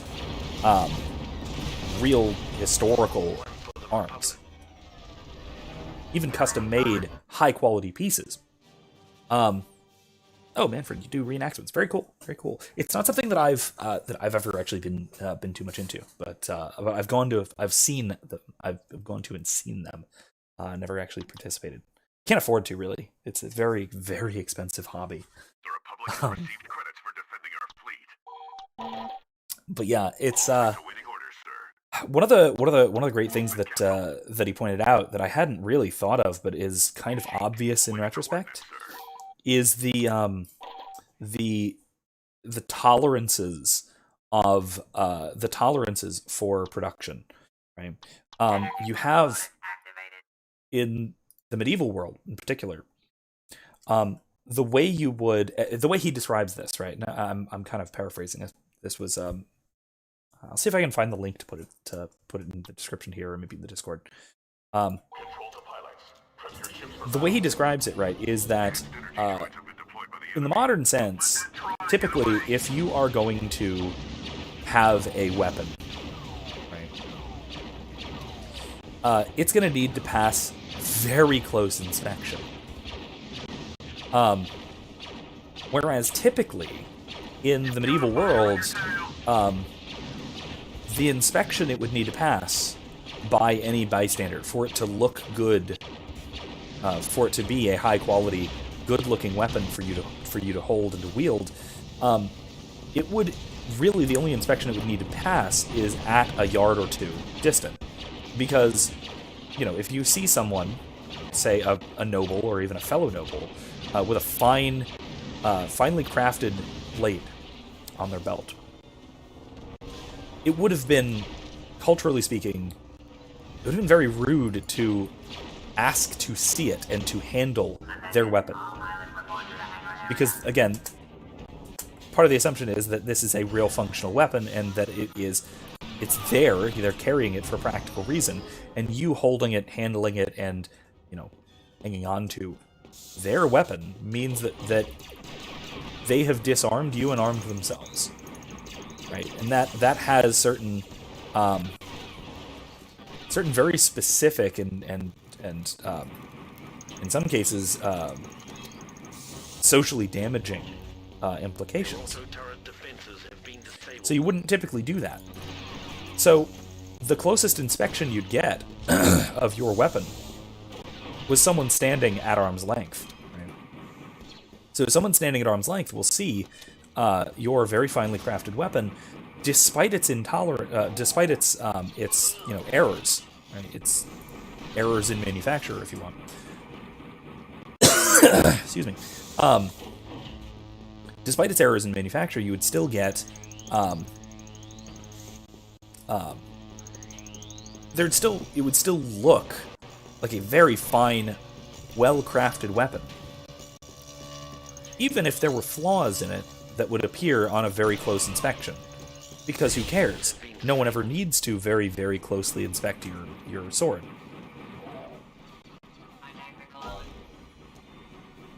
And that's really the case in terms of really all, even the best quality medieval weapons. And these are like museum pieces that belong to royalty, have significant errors, and the way he describes it is they have errors to the extent that if he made it with those tolerances, it would be unsellable. He would not sell it to a client in the modern period, to a modern client wanting a reproduction weapon, just because there were significant errors. And this is something that he makes note of, because in his pieces he doesn't try for absolute machined precision, because that's unrealistic and it looks like a replica. It looks like a modern replica. And he talks about it, his goal being to make a weapon that could plausibly have been a medieval armorsmith's some of their best work, but some of their work, not just created by witchcraft,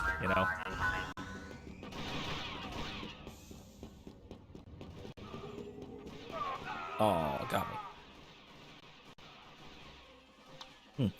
So Manfred says it only gets really expensive when you go back to the Napoleonic era of reenacting. Our shields have been disabled.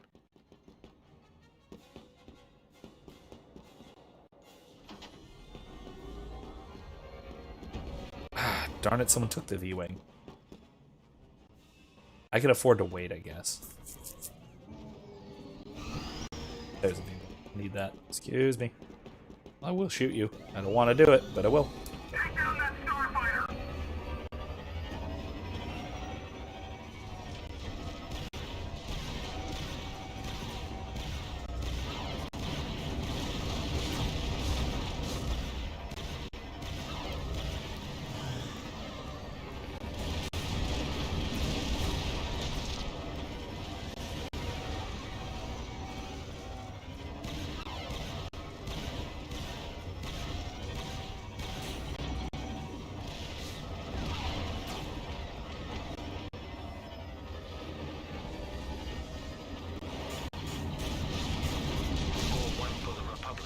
Alright, got him.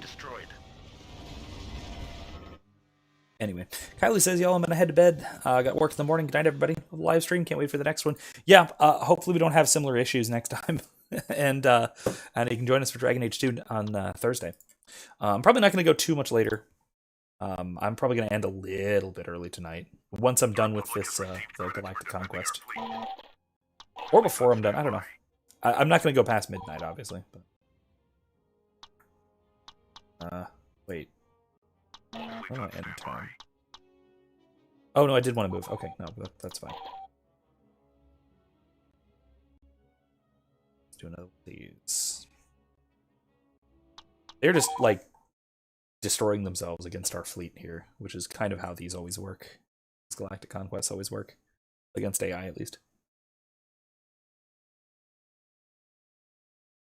Anyway, do it.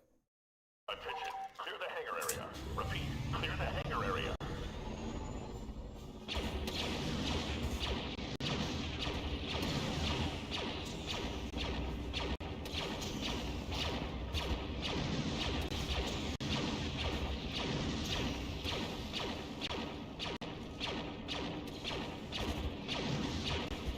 Attack that bomber!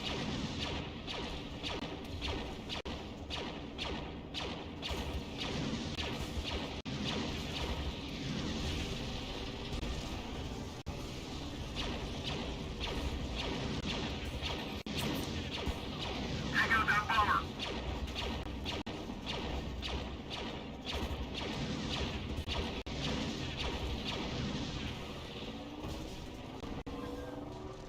Okay.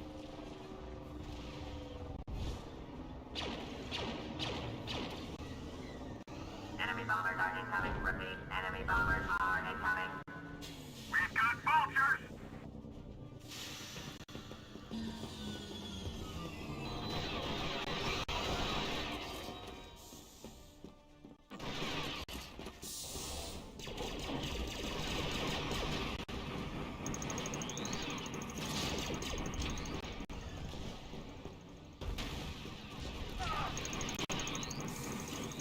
All right. Their auto-turret defenses have been disabled.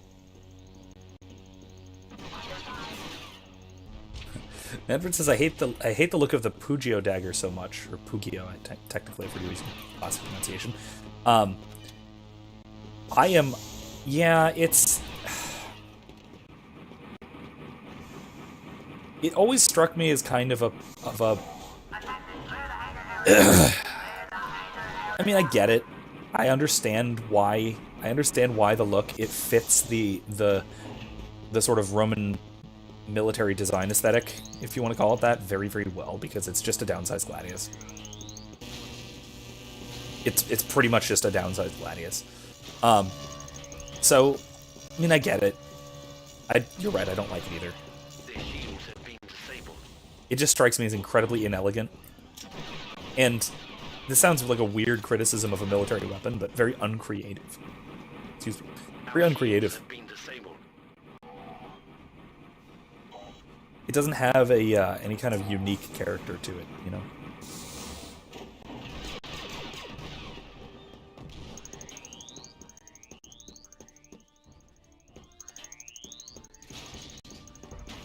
And it wasn't even... Like, I can respect a dagger that has a very similar look to a sword, Have been destroyed. if they're meant to be used in tandem. Like your various, you know, rapier and mangoche type combinations. I can totally respect that. Having a kind of thematic unity between a set of dual weapons. But the Pugio was never used alongside the really any of the Roman swords. It was an emergency backup weapon, mostly, if I remember right, mostly for officers. Sort of in place of a Their engines have been destroyed. in some cases at least in place of a Gladius. So it's, yeah, I don't know. You're right. I don't like it. I don't like the design of it. It's boring. It's uncreative. It's a derivative, if you want. If you want to sound pretentious. Which I don't mind, since we're talking about the finer points of historical arms and armor. I don't know. I'm okay sounding pretentious. All one for the Republic. Hey, we won already. That was obscenely quick. Okay.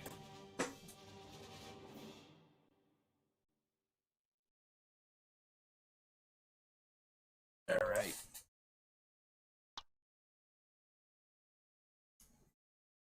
The Republic has received credits for defending... And if I'm not mistaken, and All fleets awaiting orders, sir. my knowledge of the very specific Latin in play here is pretty much based on root words. Tatooine.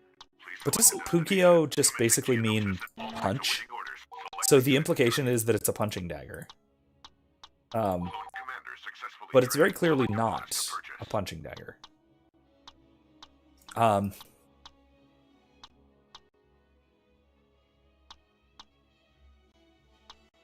Let's get a sabotage. That'll be very Orders useful purchased. for All fleets on Geonosis. standby. Alright. Commencing Geonosis. Select a bonus for this battle. Sabotage bonus activated.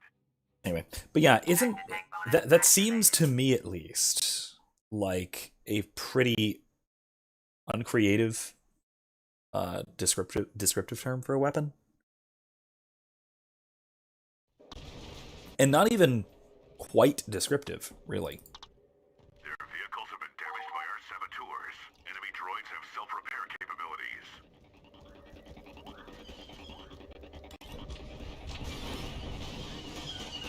Oh, I got him. I didn't even mean to get that one. I meant to get the spider.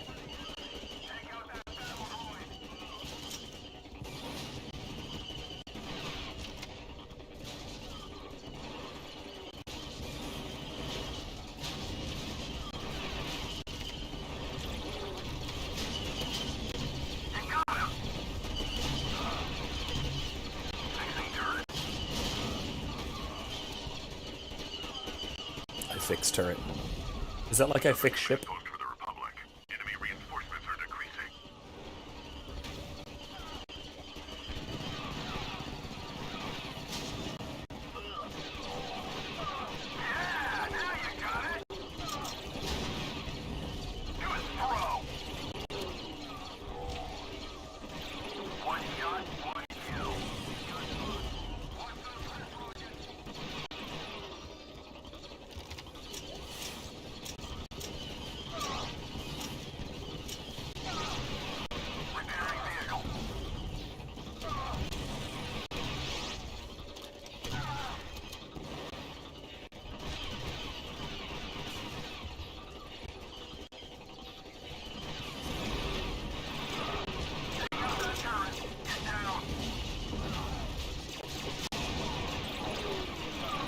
Oh.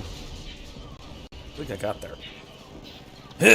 Alright, let's just do this from up here this time.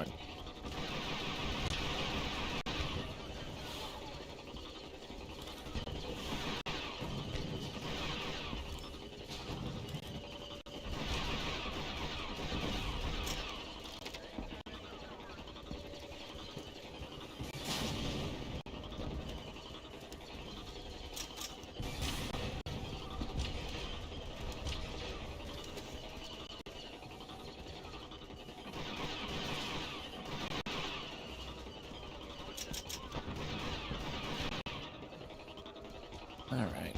Alright.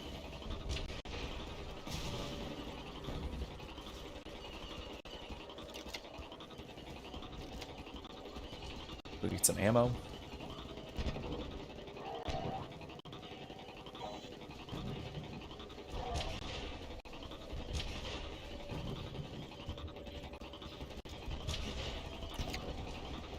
Honestly, this is the one that is. This is the map that is probably the most similar to a significant part of the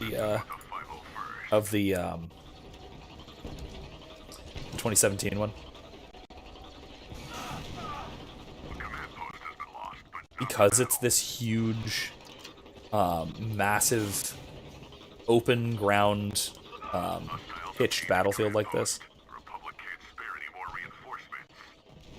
At least a significant part of the 2017 one is.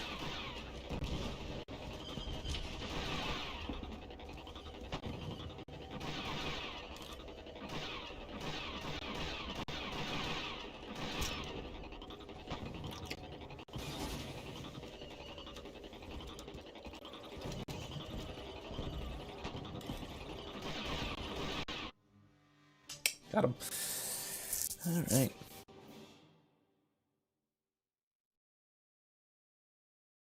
Weird lighting effects there. Alright.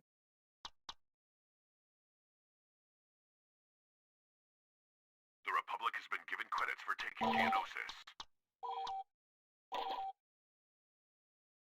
I think I can probably rush these last 2 or 3. All fleets on standby. Movement cancelled. Dagobah. Dagobah, awaiting coordinates, sir. The The Republic last has half an hour or so. I think I can do it. Activated. I think I can do it.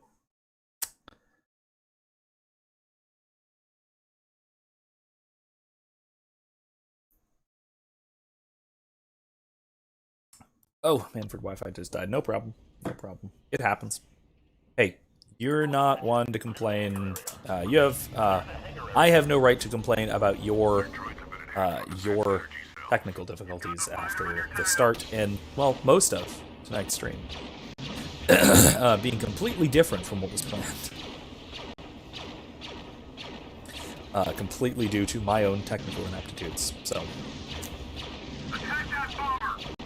Yeah, don't worry about it. It happens. Don't worry about it.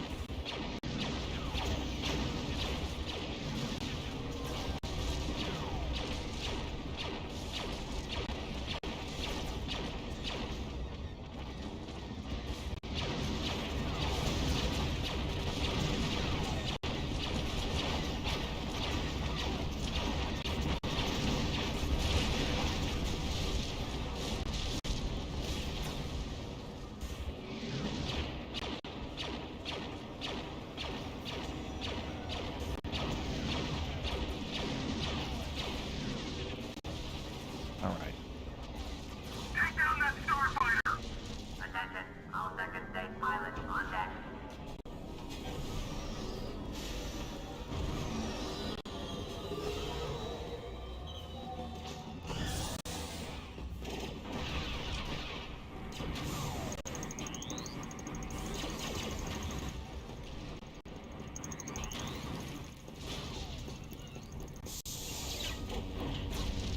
Their auto-turret defenses Okay. have been disabled.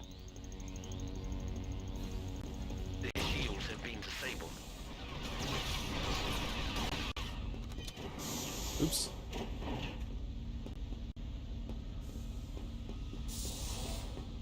Alright, hun. Good night. Tell Michael good night. I'll wrap up soon. Probably after this, I'll probably wrap up.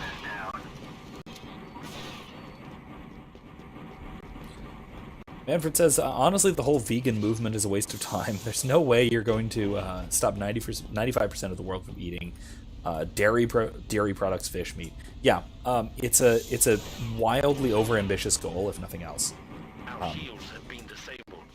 And especially like the moral impetus behind it is pretty foolish, frankly.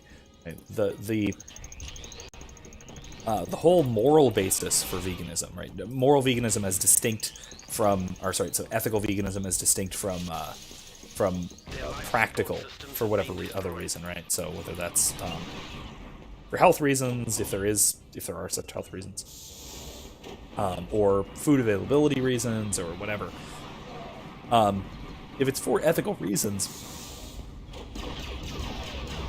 then it makes a horrifying category error that I've kind of talked about a lot, right? The idea of equating sentient with sapient life, right? Human life with animal life, human in a broad sense, human including all sapient, or as Star Wars would call it, sentient beings.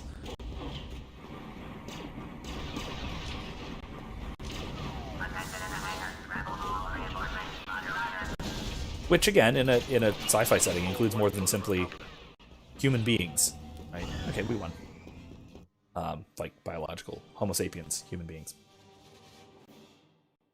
But yeah, that is I think one of the big problems with ethical veganism is that it's founded on a pretty critical error that can be incredibly dangerous.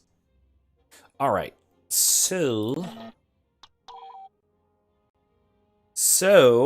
I think I am going to call it a night there. I don't think we're going to rush through these last three systems. That seems like it would be quite a bit to do. So, thank you for joining me on this very, very odd episode of the live stream. So, thank you for putting through coming through this with me. I hope it was a good time, even if it wasn't the time we had planned. So sorry about that. In any case, we will be back to Nier Automata on Monday next week, unless something else goes horrifyingly wrong, because, who knows at this point. And then we will also be back to Dragon Age 2 on Thursday as planned, again, unless something goes wrong. Anyway, so thank you all once again for joining me, and have a good night, everyone. See you next time.